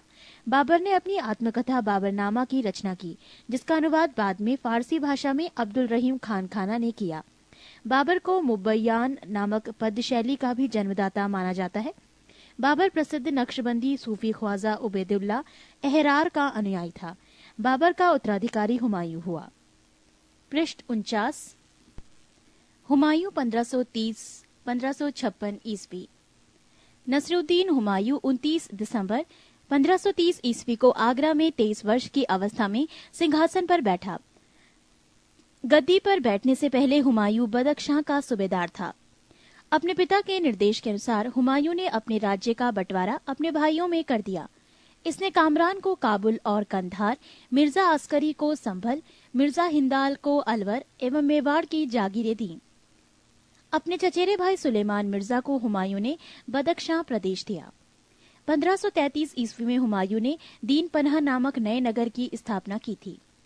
चौसा का युद्ध 25 जून 1539 ईस्वी में शेर खां एवं हुमायूं के बीच हुआ। इस युद्ध में शेर खां विजयी रहा। इसी युद्ध के बाद शेर खां ने शेरशाह की पदवी ग्रहण कर ली। बिलग्राम या कन्नौज युद्ध 17 मई 1540 ईस्वी में शेर खां एवं हुमायूं के बीच हुआ। इस युद्ध में भी हुमायूं पराजित हुआ। शेर खां ने आसानी से आगरा एवं दिल्ली पर कब्जा कर लिया। बिलग्राम युद्ध के बाद हुमायूं सिंध चला गया, जहां उसने 15 वर्षों तक घुमक्कड़ों जैसा निर्वासित जीवन व्यतीत किया। निर्वासन के समय हुमायूं ने हिंदाल के आध्यात्मिक गुरु फारसवासी शिया मीर बाबा दोस्त उर्फ मीर अली अकबर जामी की पुत्री हमीदा बानू बेगम से 29 अगस्त 1541 ईस्वी को निकाह कर लिया। कालांतर में हमीदा से ही अकबर जैसे महान सम्राट का जन्म हुआ। 1555 में हुमायूं ने पंजाब के शूरी शासक सिकंदर को पराजित कर पुनः दिल्ली की गद्दी पर बैठा। हुमायूं द्वारा लड़े गए 4 प्रमुख युद्धों का क्रम है। देवरा 1531 ईस्वी, चौसा 1539, बिलग्राम 1540 एवं सरहिंद का युद्ध 1555 ईस्वी। 1 जनवरी 1556 ईस्वी को दीन पनाह भवन में स्थित पुस्तकालय की सीढ़ियों से गिरने के कारण हुमायूं की मृत्यु हो गई। हुमायूं नामा की रचना गुलबदन बेगम ने की थी। हुमायूं ज्योतिष में विश्वास करता था, इसीलिए उसने सप्ताह में 7 दिन 7 रंग के कपड़े पहनने के नियम बनाए। शेर शाह 1540 से 1545 ईस्वी। सूर साम्राज्य का संस्थापक अफगान वंशीय शेरशाह सूरी था। शेरशाह का जन्म 1472 ईस्वी में बजवाड़ा होशियारपुर में हुआ था। इनके बचपन का नाम फरीद खां था। ये सूर वंश से संबंधित था।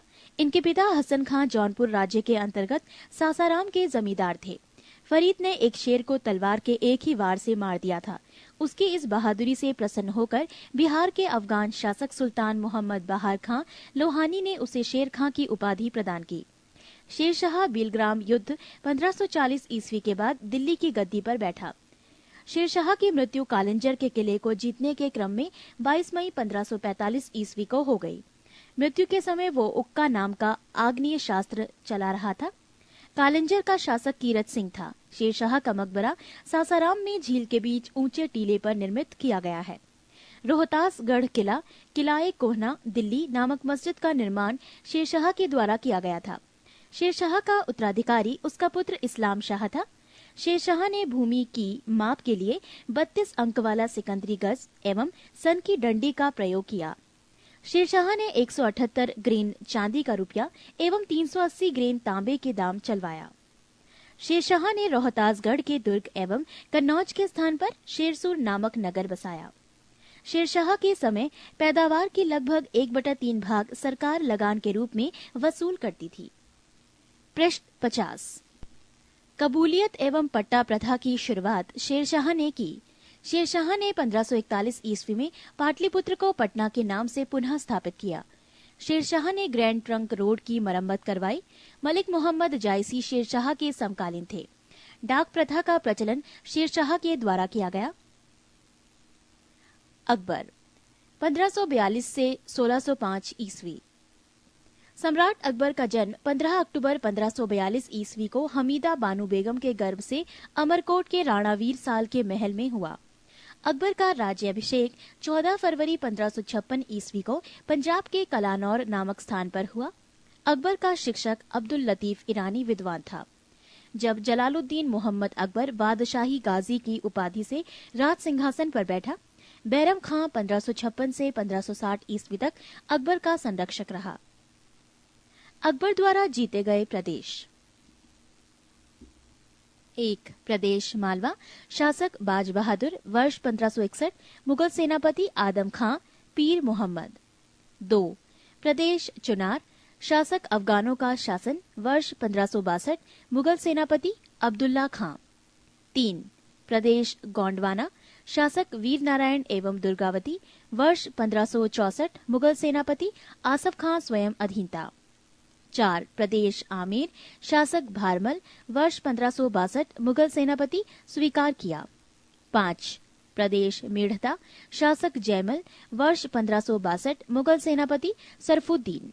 6 प्रदेश मेवाड़, शासक उदय सिंह एवं राणा प्रताप, वर्ष 1568 और 1576, मुगल सेनापति स्वयं अकबर और मानसिंह एवं आसफ खां।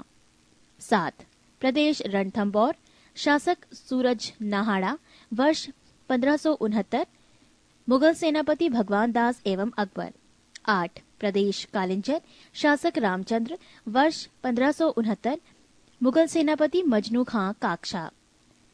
9 मारवाड़, शासक राव चंद्रसेन, वर्ष 1570, मुगल सेनापति स्वेच्छा से अधीनता स्वीकारी। 10 जैसलमेर, शासक रावल हरिराय, वर्ष 1570, मुगल सेनापति स्वेच्छा से अधीनता स्वीकारी। 11 बीकानेर, शासक कल्याणमल, वर्ष 1570, मुगल सेनापति स्वेच्छा से अधीनता स्वीकारी। 12 गुजरात, शासक मुजफ्फर खां तृतीय, वर्ष 1571, मुगल सेनापति खाने आजम सम्राट अकबर। 13 बिहार एवं बंगाल, शासक दाऊद खां, वर्ष 1574 से 76, मुगल सेनापति मुनीम खां खानखाना। 14 काबुल, शासक हकीम मिर्जा, वर्ष 1581 मुगल सेनापति मानसिंह एवं अकबर। 15 कश्मीर शासक यूसुफ याकूब खां। वर्ष 1586 मुगल सेनापति भगवान दास एवं कासिम खां। 16 प्रदेश उड़ीसा शासक निसार खां। वर्ष 1592 मुगल सेनापति मानसिंह। 17 प्रदेश सिंध शासक जानी बेग। वर्ष 1593 मुगल सेनापति अब्दुल रहीम खान खाना। 18 प्रदेश बलूचिस्तान शासक पन्नी अफगान। वर्ष 1595 मुगल सेनापति मीर मासूम। 19 प्रदेश कंधार शासक मुजफ्फर हुसैन। वर्ष 1595 मुगल सेनापति शाह बेग। दक्षिण भारत। 1 प्रदेश खानदेश शासक अली खां। वर्ष 1591 मुगल सेनापति स्वेच्छा से अधीनता स्वीकारी। 2 दौलताबाद शासक चांद बीबी। वर्ष 1599 मुगल सेनापति मुराद अब्दुल रहीम खान खाना अब्दुल फजल अकबर। 3 प्रदेश अहमदनगर शासक बहादुर शाह चांद बीबी। वर्ष 1600 मुगल सेनापति कुछ नहीं। 4 प्रदेश असीरगढ़ शासक मीरन बहादुर। वर्ष 1601 मुगल सेनापति अकबर। ये अकबर का अंतिम अभियान था। पृष्ठ 91। पानीपत की दूसरी लड़ाई 5 नवंबर 1556 ईस्वी को अकबर और हेमू के बीच हुई थी। मक्का का तीर्थ यात्री के दौरान पाटन नामक स्थान पर मुबारक खां नामक युवक ने बैरम खां की हत्या कर दी। मई 1562 ईस्वी में अकबर ने हरम दल से अपने को पूर्णतः मुक्त कर लिया। हल्दी घाटी का युद्ध 18 जून 1576 ईस्वी को मेवाड़ के शासक महाराणा प्रताप एवं अकबर के बीच हुआ। इस युद्ध में अकबर विजयी हुआ। इस युद्ध में मुगल सेना का नेतृत्व मान सिंह एवं आसफ खान ने किया था। अकबर का सेनापति मान सिंह था। महाराणा प्रताप की मृत्यु 57 वर्ष की उम्र में 19 जनवरी 1597 ईस्वी में हो गई। गुजरात विजय के दौरान अकबर सर्वप्रथम पुर्तगालियों से मिला और यहीं उसने सर्वप्रथम समुद्र को देखा। दीने इलाही धर्म का प्रधान पुरोहित अकबर था। दीने इलाही धर्म स्वीकार करने वाला प्रथम एवं अंतिम हिंदू शासक बीरबल था। अकबर ने जैन धर्म के जैनाचार्य हरिविजय सूरी को जगत गुरु की उपाधि प्रदान की थी। राजस्व प्राप्ति की जब्ती प्रणाली अकबर के शासनकाल में प्रचलित थी। अकबर के दीवान राजा टोडरमल ने 1580 ईस्वी में 10 साल बंदोबस्त व्यवस्था लागू की। अकबर के दरबार का प्रसिद्ध संगीतकार तानसेन था। अकबर के दरबार के प्रसिद्ध चित्रकार अब्दुस सम्मत था। दसवंत एवं बसावन अकबर के दरबार के चित्रकार थे। अकबर के शासनकाल के प्रमुख गायक तानसेन, बाज बहादुर, बाबा रामदास एवं बैजू बावरे थे। अकबर की शासन प्रणाली की प्रमुख विशेषता मनसबदारी प्रथा थी। अकबर के समकालीन प्रसिद्ध सूफी संत शेख सलीम चिश्ती थी। अकबर की मृत्यु 16 अक्टूबर 1605 ईस्वी को हुई। इसे आगरा के निकट सिकंदरा में दफनाया गया। स्थापत्य काल के क्षेत्र में अकबर की महत्वपूर्ण कृतियां हैं दिल्ली में हुमायूं का मकबरा, आगरा का लाल किला, फतेहपुर सीकरी में शाही महल, दीवाने खास, पंचमहल, बुलंद दरवाजा, जोधाबाई का महल, इबादत खाना, इलाहाबाद का किला और लाहौर का किला। अकबर के दरबार को सुशोभित करने वाले 9 रत्न इस प्रकार थे: 1 बीरबल, 2 अबुल फजल, 3 टोडरमल, 4 भगवान दास, 5 तानसेन, 6 मानसिंह, 7 अब्दुल रहीम खान खाना, 8 मुल्ला 2 प्याजा, 9 हकीम हुकाम। अबुल फजल का बड़ा भाई फैजी अकबर के दरबार में राजकवि के पद पर आसीन था। अबुल फजल ने अकबरनामा ग्रंथ की रचना की। वो दीने इलाही धर्म का मुख्य पुरोहित था। बीरबल के बचपन का नाम महेश दास था। संगीत सम्राट तानसेन का जन्म ग्वालियर में हुआ था। इनकी प्रमुख कृतियां थी मियाँ की टोड़ी, मियाँ का मल्हार, मियाँ का सारंग आदि। कंठाभरण वाणी विलास की उपाधि अकबर ने तानसेन को दी थी। अकबर ने भगवान दास आमेर के राजा भारमल के पुत्र को अमीर उल उमरा की उपाधि दी। अकबर के कुछ महत्वपूर्ण कार्य: दास प्रथा का अंत 1562, अकबर को हरम दल से मुक्ति 1562, तीर्थ यात्रा कर समाप्त 1563, जजिया कर समाप्त 1564, फतेहपुर सीकरी की स्थापना एवं राजधानी का आगरा से फतेहपुर सीकरी स्थानांतरण 1571, इबादत खाने की स्थापना 1575, इबादत खाने में सभी धर्मों के लोगों के प्रवेश की अनुमति 1578, मजहर की घोषणा 1579, दीने इलाही की स्थापना 1582, इलाही संबत की शुरुआत 1583, राजधानी लाहौर स्थानांतरित 1585। पृष्ठ 52। यूसुफ फजाइयों के विद्रोह को दबाने के दौरान बीरबल की हत्या हो गई। 1602 ईस्वी में सलीम जहांगीर के निर्देशन पर दक्षिण से आगरा की ओर आ रहे अबुल फजल के रास्ते में वीर सिंह बुंदेला नामक सरदार ने हत्या कर दी। मुगल सम्राट अकबर ने अनुवाद विभाग की स्थापना की। नकीब खां, अब्दुल कादिर बदायूनी तथा शेख सुल्तान ने रामायण एवं महाभारत का फारसी अनुवाद किया व महाभारत का नाम रज़्मनामा युद्धों की पुस्तक रखा। पंचतंत्र का फारसी भाषा में अनुवाद अबुल फजल ने अनवरे सादात नाम से तथा मौलाना हुसैन फैज ने यारे दानिश नाम से किया।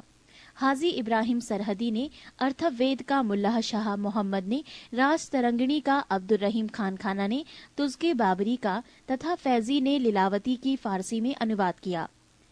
फैजी ने नल दमयंती सूरदास द्वारा रचित कथा का फारसी में अनुवाद कर उसका नाम सहेली रखा। अकबर के काल को हिंदी साहित्य का स्वर्ण काल कहा जाता है। अकबर ने बीरबल को कविप्रिय एवं नरहरि को महापात्र की उपाधि प्रदान की। बुलंद दरवाजा का निर्माण अकबर ने गुजरात विजय के उपलक्ष्य में करवाया था। चार बाग बनाने की परंपरा अकबर के समय शुरू हुई। अकबर ने शीरी कलम की उपाधि अब्दुस सम्मद को एवं जड़ी कलम की उपाधि मोहम्मद हुसैन कश्मीरी को दिया। नोट: मुगलों की राजकीय भाषा फारसी थी। जहांगीर 1605 से 1627 ईस्वी। अकबर का उत्तराधिकारी सलीम हुआ, जो 24 अक्टूबर 1605 ईस्वी को नूरुद्दीन महमद जहांगीर बादशाही गाजी की उपाधि धारण कर गद्दी पर बैठा। जहांगीर का जन्म 30 अगस्त 1569 ईस्वी में हुआ था। अकबर ने अपने पुत्र का नाम सलीम सूफी संत शेख सलीम चिश्ती के नाम पर रखा। जहांगीर को न्याय की जंजीर के लिए याद किया जाता है। ये जंजीर सोने की बनी थी, जो आगरे के किले के शाहबुर्ज एवं यमुना तट पर स्थित पत्थर के खंबे में लगवाई हुई थी। जहांगीर द्वारा शुरू की गई तुज़के जहांगीरी नामक आत्मकथा को पूरा करने का श्रेय मौतबिंद खां को है। जहांगीर के सबसे बड़े पुत्र खुसरो ने 1606 ईस्वी में अपने पिता के विरुद्ध विद्रोह कर दिया। खुसरो और जहांगीर की सेना के बीच युद्ध जालंधर के निकट बहरावल नामक मैदान में हुआ। खुसरो को पकड़कर कैद में डाल दिया गया। खुसरो की सहायता देने के कारण जहांगीर ने सिखों के 5वें गुरु अर्जुन देव को फांसी दिलवा दी। खुसरो गुरु से गोइंदवाल में मिला था। अहमदनगर के वजीर मलिक अंबर के विरुद्ध सफलता से खुश होकर जहांगीर ने खुर्रम खां को शाहजहां की उपाधि प्रदान की। 1622 ईस्वी में कंधार मुगलों के हाथ से निकल गया। शाह अब्बास ने इस पर अधिकार कर लिया। नूरजहां ईरान निवासी मिर्जा गयाज बेग की पुत्री नूरजहां का वास्तविक नाम मेहरुन्निसा था। 1594 ईस्वी में नूरजहां का विवाह अली कुली बेग से संपन्न हुआ। जहांगीर ने एक शेर मारने के कारण अली कुली बेग को शेर अफगान की उपाधि प्रदान की। 1607 में शेर अफगान की मृत्यु के बाद मेहरुन्निसा अकबर की विधवा सलीम बेगम की सेवा में नियुक्त हुई। सर्वप्रथम जहांगीर ने नवरोज त्योहार के अवसर पर मेहरुन्निसा को देखा और उसके सौंदर्य पर मुग्ध होकर जहांगीर ने मई 1611 में उससे विवाह कर लिया। विवाह के पश्चात जहांगीर ने उसे नूरमहल एवं नूरजहां की उपाधि प्रदान की। नूरजहां के सम्मान में जहांगीर ने चांदी के सिक्के जारी किए। पृष्ठ 53। जहांगीर ने गियाज बेग को शाही दीवान बनाया एवं इत्मादुद्दौला की उपाधि दी। लाडली बेगम शेर अफगान एवं मेहरुन्निसा की पुत्री थी, जिसकी शादी जहांगीर के पुत्र शहरयार के साथ हुई थी। नूरजहां की मां असमत बेगम ने गुलाब से इत्र निकालने की विधि खोजी थी। महावत खां ने झेलम नदी के तट पर 1626 ईस्वी में जहांगीर, नूरजहां एवं उसके भाई आसफ खां को बंदी बना लिया था। जहांगीर के 5 पुत्र थे, 1 खुसरो, 2 परवेज, 3 खुर्रम, 4 शहरयार, 5 जहांदार। 28 अक्टूबर 1627 ईस्वी को भीमवार नामक स्थान पर जहांगीर की मृत्यु हो गई। उसे शाहदरा लाहौर में रावी नदी के किनारे दफनाया गया। मुगल चित्रकला अपने चरमोत्कर्ष पर जहांगीर के शासन काल में पहुंची। जहांगीर के दरबार के प्रमुख चित्रकार थे आगा रजा, अबुल हसन, मोहम्मद नासिर, मोहम्मद मुराद, उस्ताद मंसूर, बिशनदास मनोहर एवं गोवर्धन, फारूक बेग और दौलत। जहांगीर ने आगा रजा के नेतृत्व में आगरा में एक चित्रणशाला की स्थापना की। उस्ताद मंसूर एवं अबुल हसन को जहांगीर ने क्रमशः नादिरुल अस एवं नादिरुज़्ज़म्मा की उपाधि प्रदान की। जहांगीर ने अपनी आत्मकथा में लिखा कि कोई भी चित्र, चाहे वो किसी मृतक व्यक्ति या जीवित व्यक्ति द्वारा बनाया गया हो, मैं देखते ही तुरंत बता सकता हूँ कि ये किस चित्रकार की कृति है। यदि किसी चेहरे पर आंख किसी एक चित्रकार ने, भौं किसी और ने बनाई हो, तो ये भी जान लेता हूँ कि आंख किसने और भौं किसने बनाई है। जहांगीर के समय को चित्रकाल का स्वर्णकाल कहा जाता है। इत्मादुद्दौला का मकबरा 1626 ईस्वी में नूरजहां बेगम ने बनवाया। मुगलकालीन वास्तुकला के अंतर्गत निर्मित ये प्रथम ऐसी इमारत है जो पूर्ण रूप से बेदाग सफेद संगमरमर से निर्मित है। सर्वप्रथम इसी इमारत में पितृदुरा नामक जड़ाऊ काम किया गया। अशोक के कौशाम्बी स्तंभ वर्तमान में प्रयाग पर समुद्रगुप्त की प्रयाग प्रशस्ति तथा जहांगीर का लेख उत्कीर्ण है। जहांगीर के मकबरा का निर्माण नूरजहां ने करवाया था। जहांगीर के शासनकाल में captain Hawkins, sir Thomas raw, William Finch एवं एडवर्ड टेरी जैसे यूरोपीय यात्री आए थे। शाहजहां 1627 से 1657 ईस्वी। जहांगीर के बाद सिंहासन पर शाहजहां बैठा। जोधपुर के शासक मोटा राजा उदय सिंह की पुत्री जगत गोसाई के गर्भ से 5 जनवरी 1592 ईस्वी को खुर्रम शाहजहां का जन्म लाहौर में हुआ था। 1612 ईस्वी में खुर्रम का विवाह आसम खां की पुत्री अर्जुमंद बानो बेगम से हुआ, जिसे शाहजहां ने मलिकाए जमानी की उपाधि प्रदान की। 7 जून 1631 ईस्वी में प्रसव पीड़ा के कारण उसकी मृत्यु हो गई। 4 फरवरी 1628 ईस्वी को शाहजहां आगरे में अब्दुल मुजफ्फर शहाबुद्दीन मोहम्मद साहिब किरने सानी की उपाधि प्राप्त कर सिंहासन पर बैठा। शाहजहां ने आसफ खां को वजीर पद एवं महावत खां को खान खाना की उपाधि प्रदान की। इसने नूरजहां को 2 लाख रुपए प्रतिवर्ष की पेंशन देकर लाहौर जाने दिया, जहां 1645 ईस्वी में उसकी मृत्यु हो गई। अपनी बेगम मुमताज महल की याद में शाहजहां ने ताजमहल का निर्माण आगरे में उसकी कब्र के ऊपर करवाया। ताजमहल का निर्माण करने वाला मुख्य स्थापत्य कलाकार उस्ताद अहमद लाहौरी था। मयूर सिंहासन का निर्माण शाहजहां ने करवाया था। इसका मुख्य कलाकार बे बादल खां था। पृष्ठ 54। शाहजहां के शासनकाल को स्थापत्य कला का स्वर्ण युग कहा जाता है। शाहजहां द्वारा बनवाई गई प्रमुख इमारतें हैं दिल्ली का लाल किला, दीवाने आम, दीवाने खास, दिल्ली जामा मस्जिद, आगरा मोती मस्जिद और ताजमहल आदि। शाहजहां ने 1638 ईस्वी में अपनी राजधानी को आगरा से दिल्ली लाने के लिए यमुना नदी के दाहिने तट पर शाहजहानाबाद की नींव डाली।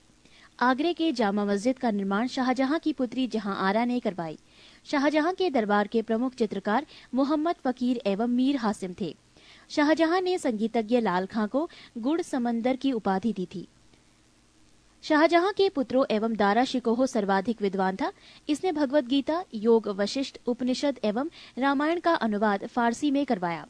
इसने सर्रे अकबर महान रहस्य नाम से उपनिषदों का अनुवाद करवाया था। दारा शिकोह कादिरी सिलसिले में मुल्लाह शाह बदख्शी का शिष्य था। शाहजहां ने दिल्ली में एक कॉलेज का निर्माण एवं दारुल बका नामक कॉलेज की मरम्मत करवाई। सितंबर 1657 ईस्वी में शाहजहां के गंभीर रूप से बीमार पड़ने और मृत्यु का अफवाह फैलने के कारण उसके पुत्रों के बीच उत्तराधिकार का युद्ध प्रारंभ हुआ। उस समय शुजा बंगाल, मुराद गुजरात एवं औरंगजेब दक्कन में था। 15 अप्रैल 1658 ईस्वी में दारा एवं औरंगजेब के बीच धर्मट का युद्ध हुआ। इस युद्ध में दारा की पराजय हुई। सामूगढ़ का युद्ध 29 मई 1658 ईस्वी को दारा एवं औरंगजेब के बीच हुआ। इस युद्ध में भी दारा की हार हुई। उत्तराधिकार का अंतिम युद्ध देवराई की घाटी में मार्च 1659 ईस्वी में हुआ। इस युद्ध में दारा को पराजित होने पर उसे इस्लाम धर्म की अवहेलना करने के अपराध में 30 अगस्त 1659 ईस्वी को हत्या कर दी गई।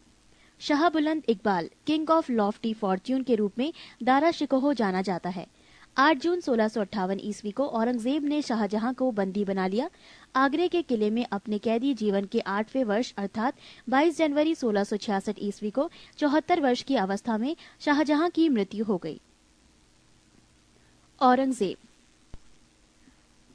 1658 से 1707 ईस्वी। औरंगजेब का जन्म 24 अक्टूबर 1618 ईस्वी को दोहात गुजरात नामक स्थान पर हुआ था।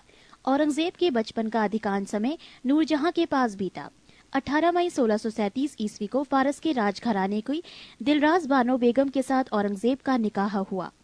आगरा पर कब्जा कर जल्दबाजी में औरंगजेब ने अपना राज्याभिषेक अबुल मुजफ्फर मुहउद्दीन मुजफ्फर औरंगजेब बहादुर आलमगीर की उपाधि से 31 जुलाई 1658 को करवाया। देवराई के युद्ध में सफल होने के बाद 15 मई 1659 को औरंगजेब ने दिल्ली में प्रवेश किया और शाहजहां के शानदार महल में 5 जून 1659 को दूसरी बार राज्याभिषेक करवाया। औरंगजेब के गुरु थे मीर मोहम्मद हकीम। औरंगजेब सुन्नी धर्म को मानता था, उसे जिंदा पीर कहा जाता था। जयसिंह एवं शिवाजी के बीच पुरंदर की संधि 22 जून 1665 ईस्वी को संपन्न हुई। मई 1666 ईस्वी को आगरे के किले के दीवान आम पर औरंगजेब के समक्ष शिवाजी उपस्थित हुए। यहाँ शिवाजी को कैद कर जयपुर भवन में रखा गया। इस्लाम नहीं स्वीकार करने के कारण सिखों के 9वें गुरु तेग बहादुर की हत्या औरंगजेब ने 1675 में दिल्ली में करवा दी थी। औरंगजेब ने 1679 ईस्वी में जजिया कर को पुनः लागू किया। औरंगजेब ने बीबी का मकबरा का निर्माण 1679 ईस्वी में औरंगाबाद महाराष्ट्र में करवाया। पृष्ठ 55। 1686 ईस्वी में बीजापुर एवं 1697 में गोलकुंडा को औरंगजेब ने मुगल साम्राज्य में मिला लिया। मदन्ना एवं अकन्ना नामक ब्राह्मणों का संबंध गोलकुंडा के शासक अब्दुल हसन से था। औरंगजेब के समय हुए जाट विद्रोह का नेतृत्व गोकुला एवं राजाराम ने किया। 1670 ईस्वी में तिलपत की लड़ाई में जाट परास्त हुए। गोकुल को मौत के घाट उतार दिया गया। इसके बावजूद जाटों ने 1685 ईस्वी में राजाराम के नेतृत्व में पुनः विद्रोह किया। इन जाटों ने सिकंदरा में स्थित अकबर के मकबरे को भी लूटा। भरतपुर राजवंश की नींव औरंगजेब के शासनकाल में जाट नेता एवं राजाराम के भतीजा चूड़ामन ने डाली। औरंगजेब ने के समय में हिंदू मनसबदारों की संख्या लगभग 337 थी, जो अन्य मुगल सम्राटों की तुलना में अधिक थी। औरंगजेब का पुत्र अकबर ने दुर्गादास के बहकावे में आकर अपने पिता के खिलाफ विद्रोह किया। औरंगजेब ने कुरान को अपने शासन का आधार बनाया। इसने सिक्के पर कलमा खुदवाना, नवरोज का त्योहार मनाना, भांग की खेती करना, गाना बजाना, झरोका दर्शन, तुलादान प्रथा। इस प्रथा में सम्राट को उसके जन्मदिन पर सोने, चांदी तथा अन्य वस्तुओं से तौलने की प्रथा थी। ये अकबर के जमाने में प्रारंभ हुई थी। आदि पर प्रतिबंध लगा दिया। औरंगजेब ने दरबार में संगीत पर पाबंदी लगा दी तथा सरकारी संगीतज्ञों को अवकाश दे दिया गया। भारतीय शास्त्रीय संगीत पर फारसी में सबसे अधिक पुस्तकें औरंगजेब के ही शासनकाल में लिखी गईं। औरंगजेब स्वयं वीणा बजाने में दक्ष था। औरंगजेब ने 1665 ईस्वी में हिंदू मंदिरों को तोड़ने का आदेश दिया। इसके शासनकाल में तोड़े गए मंदिरों में सोमनाथ का मंदिर, बनारस का विश्वनाथ मंदिर एवं वीर सिंह देव द्वारा जहांगीर काल में मथुरा में निर्मित केशव राय मंदिर थे। औरंगजेब की मृत्यु 20 फरवरी 1707 ईस्वी को हुई। इसे खुलदाबाद, जो अब रोजा कहलाता है, में दफनाया गया। औरंगजेब के समय सूबों की संख्या 20 थी। औरंगजेब दारुल हर्ब, काफिरों का देश, को दारुल इस्लाम, इस्लाम का देश में परिवर्तित करने को अपना महत्वपूर्ण लक्ष्य मानता था। नोट: औरंगजेब के शासनकाल में मुगल सेना में सर्वाधिक हिंदू सेनापति थे।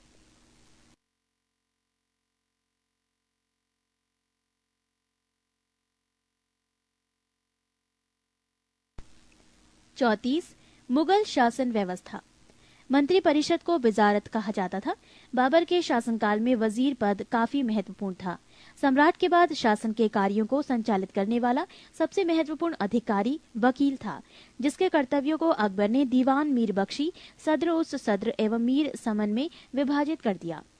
औरंगजेब के समय में असद खान ने सर्वाधिक 31 वर्षों तक दीवान के पद पर कार्य किया।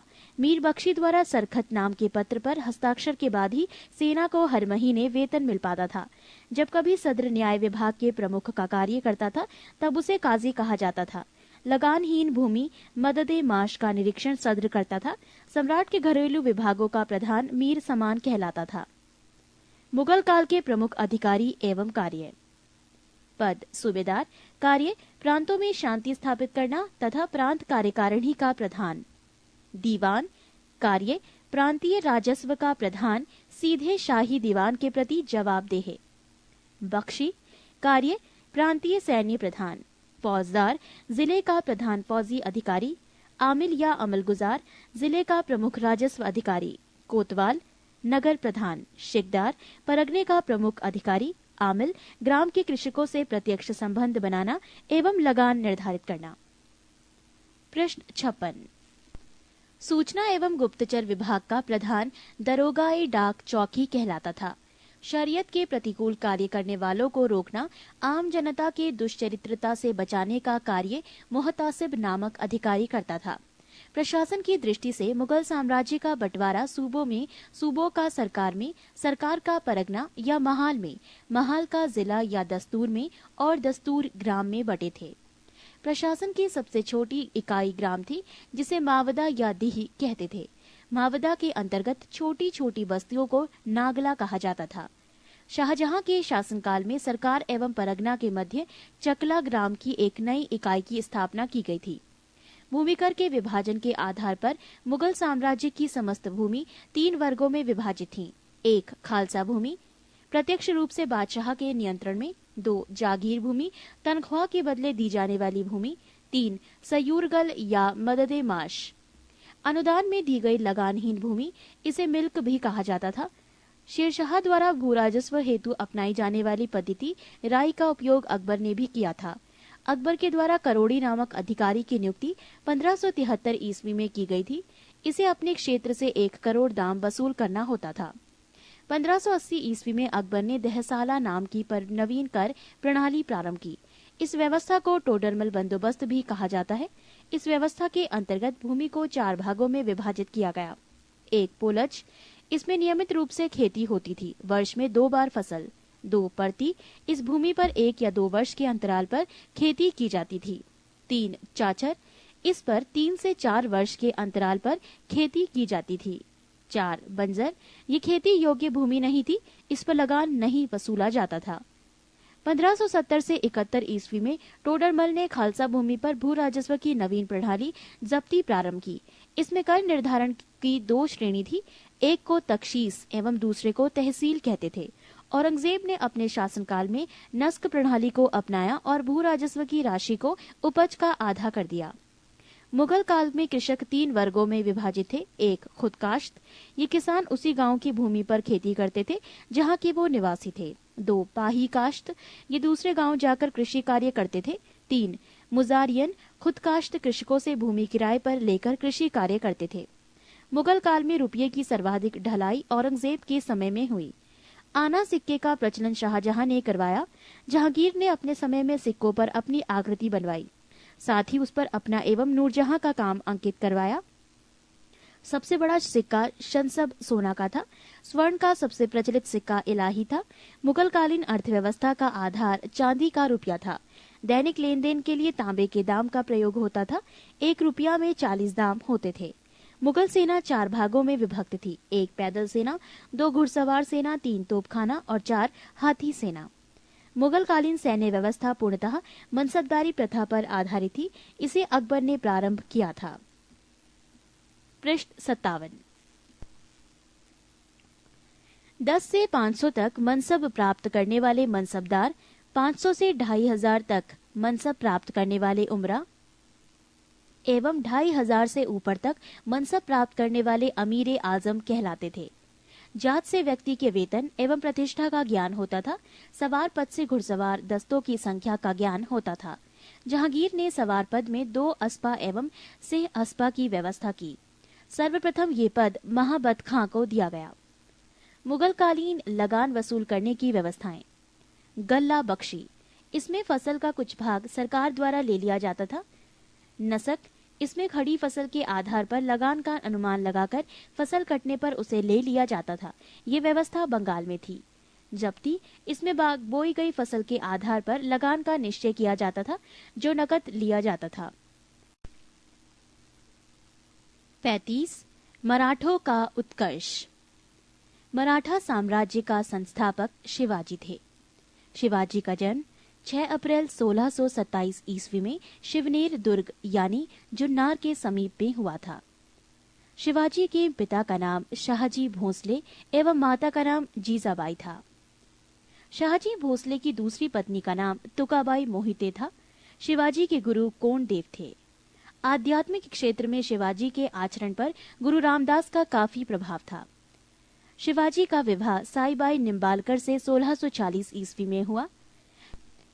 शाहजी ने शिवाजी को पूना की जागीर प्रदान कर स्वयं बीजापुर रियासत में नौकरी कर ली।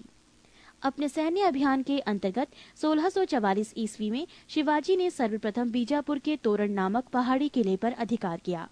1656 ईस्वी में शिवाजी ने रायगढ़ को अपनी राजधानी बनाया। बीजापुर के सुल्तान ने अपने योग्य सेनापति अफजल खां को सितंबर 1665 ईस्वी में शिवाजी को पराजित करने के लिए भेजा। शिवाजी ने अफजल खां की हत्या कर दी। शिवाजी ने सूरत को 1664 ईस्वी एवं 1679 ईस्वी में लूटा। पुरंदर की संधि 1665 ईस्वी में महाराजा जयसिंह एवं शिवाजी के मध्य संपन्न हुई। 1672 ईस्वी में शिवाजी ने पन्हाला दुर्ग को बीजापुर से छीना। 5 जून 1674 ईस्वी को शिवाजी ने रायगढ़ में वाराणसी काशी के प्रसिद्ध विद्वान श्री गंगा भट्ट द्वारा अपना राज्य अभिषेक करवाया। मूल रूप से गंगा भट्ट महाराष्ट्र का एक सम्मानित ब्राह्मण था जो लंबे समय से वाराणसी में रह रहा था। शिवाजी को औरंगजेब ने मई 1666 ईस्वी में जयपुर भवन में कैद कर लिया, जहां से वो 16 अगस्त 1666 ईस्वी में भाग निकले। मात्र 53 वर्ष की आयु में 3 अप्रैल 1680 ईस्वी को शिवाजी की मृत्यु हो गई। महाराष्ट्र के प्रमुख संत। 1. ज्ञानदेव या ज्ञानेश्वर 1271 से 1296। महाराष्ट्र में भक्ति आंदोलन के जनक, मराठी भाषा और साहित्य के संस्थापक, भगवत गीता पर भवार्थ दीपिका नामक बृहत टीका लिखी, जिसे सामान्य रूप से ज्ञानेश्वरी के नाम से जाना जाता है। 2. नामदेव 1270 से 1350। इनके आराध्य देव पांढरपुर के विठोबा या विठ्ठल विष्णु के रूप थे। विठोबा या विठ्ठल की उपासना को बरकरी संप्रदाय के नाम से जाना जाता है, जिसकी स्थापना नामदेव ने की थी। 3. एकनाथ 1533 से 1599। इन्होंने रामायण पर भावार्थ रामायण नामक टीका लिखी।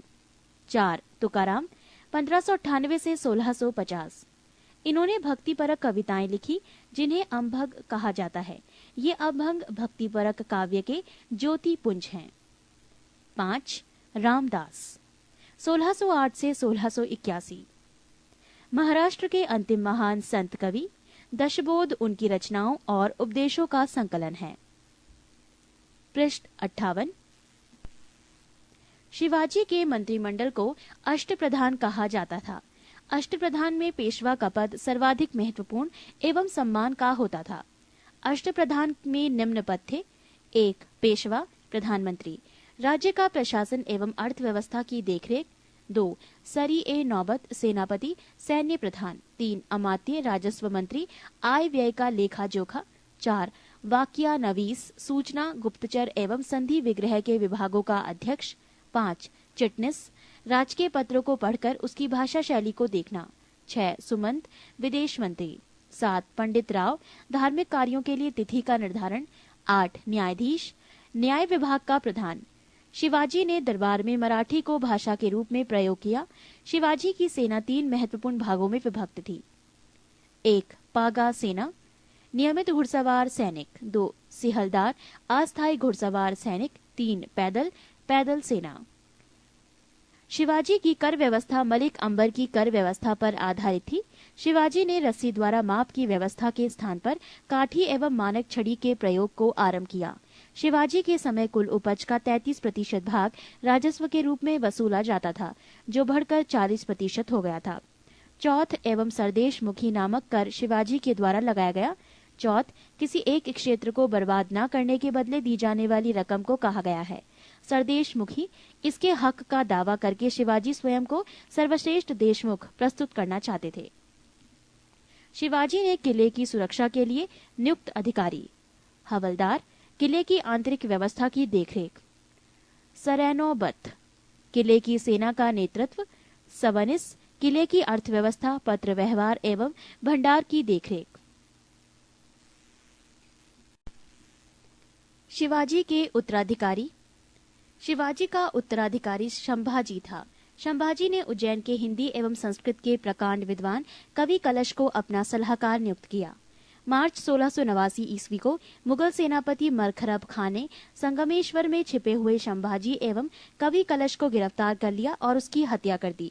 संभाजी के बाद 1689 ईस्वी में राजाराम को नए छत्रपति के रूप में राज्य अभिषेक किया गया। राजाराम ने अपनी दूसरी राजधानी सतारा को बनाया, राजाराम मुगलों से संघर्ष करता हुआ 1700 ईस्वी में मारा गया। राजाराम की मृत्यु के बाद उसकी विधवा पत्नी ताराबाई अपने 4 वर्षीय पुत्र शिवाजी द्वितीय का राज्याभिषेक करवाकर मराठा साम्राज्य की वास्तविक संरक्षिका बन गई। 1707 ईस्वी में औरंगजेब की मृत्यु के बाद संभाजी के पुत्र साहू, जो औरंगजेब के कब्जे में थे, भोपाल के निकट के मुगल शिविर से वापस महाराष्ट्र आया। साहू एवं ताराबाई के बीच 1707 ईस्वी में खेड़ा का युद्ध हुआ, जिसमें साहू विजयी हुआ। साहू ने 22 जनवरी 1708 ईस्वी को सतारा में अपना राज्य अभिषेक करवाया। साहू के नेतृत्व में नवीन मराठा साम्राज्यवाद के प्रवर्तक पेशवा लोग थे, जो साहू के पैतृक प्रधानमंत्री थे। पेशवा पद पहले पेशवा के साथ ही वंशानुगत हो गया था। 1713 ईस्वी में साहू ने बालाजी विश्वनाथ को पेशवा बनाया। इनकी मृत्यु 1720 ईस्वी में हुई। इसके बाद पेशवा बाजीराव प्रथम हुए। पृष्ठ 59। पेशवा बाजीराव प्रथम ने मुगल साम्राज्य की कमजोर हो रही स्थिति का फायदा उठाने के लिए साहू को उत्साहित करते हुए कहा कि आओ, हम इस पुराने वृक्ष के खोखले तने पर प्रहार करें। शाखाएं तो स्वयं गिर जाएंगी। हमारे प्रयत्नों से मराठा पताका कृष्णा नदी से अटक तक फहराने लगेगी। उत्तर में साहू ने कहा, निश्चित रूप से ही आप इसे हिमालय के पार गाड़ देंगे। निसंदेह आप योग्य पिता के योग्य पुत्र हैं।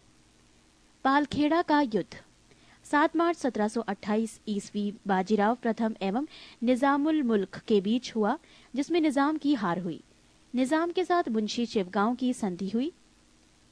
अंग्रेज मराठा संघर्ष के अंतर्गत होने वाली प्रमुख संधियां और वर्ष: सूरत की संधि वर्ष 1775, पुरंदर की संधि 1776, बड़गांव की संधि 1779, सालाबाई की संधि 1782, बसीन की संधि 1802, देवगांव की संधि 1803, सुरजी अर्जुन गांव की संधि 1803, राजापुर घाट की संधि 1804, नागपुर की संधि 1816, ग्वालियर की संधि 1817, पूना की संधि 1817, मंदसौर की संधि 1818। दिल्ली पर आक्रमण करने वाला प्रथम पेशवा बाजीराव प्रथम था, जिसने 29 मार्च 1737 ईस्वी को दिल्ली पर धावा बोला था। उस समय मुगल बादशाह मुहम्मद शाह दिल्ली छोड़ने के लिए तैयार हो गया था। बाजीराव प्रथम मस्तानी नामक महिला से संबंध होने के कारण चर्चित रहा था। 1740 ईस्वी में बाजीराव प्रथम की मृत्यु हो गई। बाजीराव प्रथम की मृत्यु के बाद बालाजी बाजीराव 1740 ईस्वी में पेशवा बना। 1750 ईस्वी में संगोला संधि के बाद पेशवा के हाथ में सारे अधिकार सुरक्षित हो गए। बालाजी बाजीराव को नाना साहब के नाम से भी जाना जाता था। झलकी की संधि हैदराबाद के निजाम एवं बालाजी बाजीराव के मध्य हुई। बालाजी बाजीराव के समय में ही पानीपत का तृतीय युद्ध 14 जनवरी 1761 को हुआ, जिसमें मराठों की हार हुई। इस हार को नहीं सह पाने के कारण बालाजी की मृत्यु 1761 ईस्वी में हो गई। माधवराव नारायण प्रथम 1761 ईस्वी में पेशवा बना। इसने मराठों की खोई हुई प्रतिष्ठा को पुनः प्राप्त करने का प्रयास किया। माधवराव ने ईस्ट इंडिया कंपनी की पेंशन पर रह रहे मुगल बादशाह शाह आलम द्वितीय को पुनः दिल्ली की गद्दी पर बैठाया। मुगल बादशाह अब मराठों का पेंशन भोगी बन गया। पेशवा नारायण राव 1772 से 73 की हत्या उसके चाचा रघुनाथ राव के द्वारा की गई। पेशवा माधवराव नारायण द्वितीय की अल्पायु के कारण मराठा राज्य की देखरेख 12 बाई थे सभा नाम की 12 सदस्यों की एक परिषद करती थी। इस परिषद के 2 महत्वपूर्ण सदस्य थे, महादजी सिंधिया एवं नाना फडणवीस। अंतिम पेशवा राघोबा का पुत्र बाजीराव द्वितीय था, जो अंग्रेजों की सहायता से पेशवा बना था। मराठों के पतन में सर्वाधिक योगदान इसी का था। ये सहायक संधि स्वीकार करने वाला प्रथम मराठा सरदार था। प्रथम आंग्ल मराठा युद्ध 1775 से 82 ईस्वी तक चला। इसके बाद 1776 ईस्वी में पुरंदर की संधि हुई। इसके तहत कंपनी ने रघुनाथ राव के समर्थन को वापस ले लिया। द्वितीय आंग्ला मराठा युद्ध 1803 से 1805 ईस्वी में हुआ। इसमें भोसले नागपुर ने अंग्रेजों को चुनौती दी। इसके फलस्वरूप 7 सितंबर 1803 ईस्वी को देवगांव की संधि हुई। तृतीय आंग्ला मराठा युद्ध 1816 से 1818 ईस्वी में हुआ। इस युद्ध के बाद मराठा शक्ति और पेशवा के वंशानुगत पद को समाप्त कर दिया गया। पेशवा बाजीराव द्वितीय ने कोरेगांव एवं अष्टी के युद्ध में हारने के बाद फरवरी 1818 ईस्वी में मेलकम के सम्मुख आत्मसमर्पण कर दिया। अंग्रेजों ने पेशवा के पद को समाप्त कर बाजीराव द्वितीय को कानपुर के निकट बिठूर में पेंशन पर जीने के लिए भेज दिया। जहां 1853 ईस्वी में इसकी मृत्यु हो गई।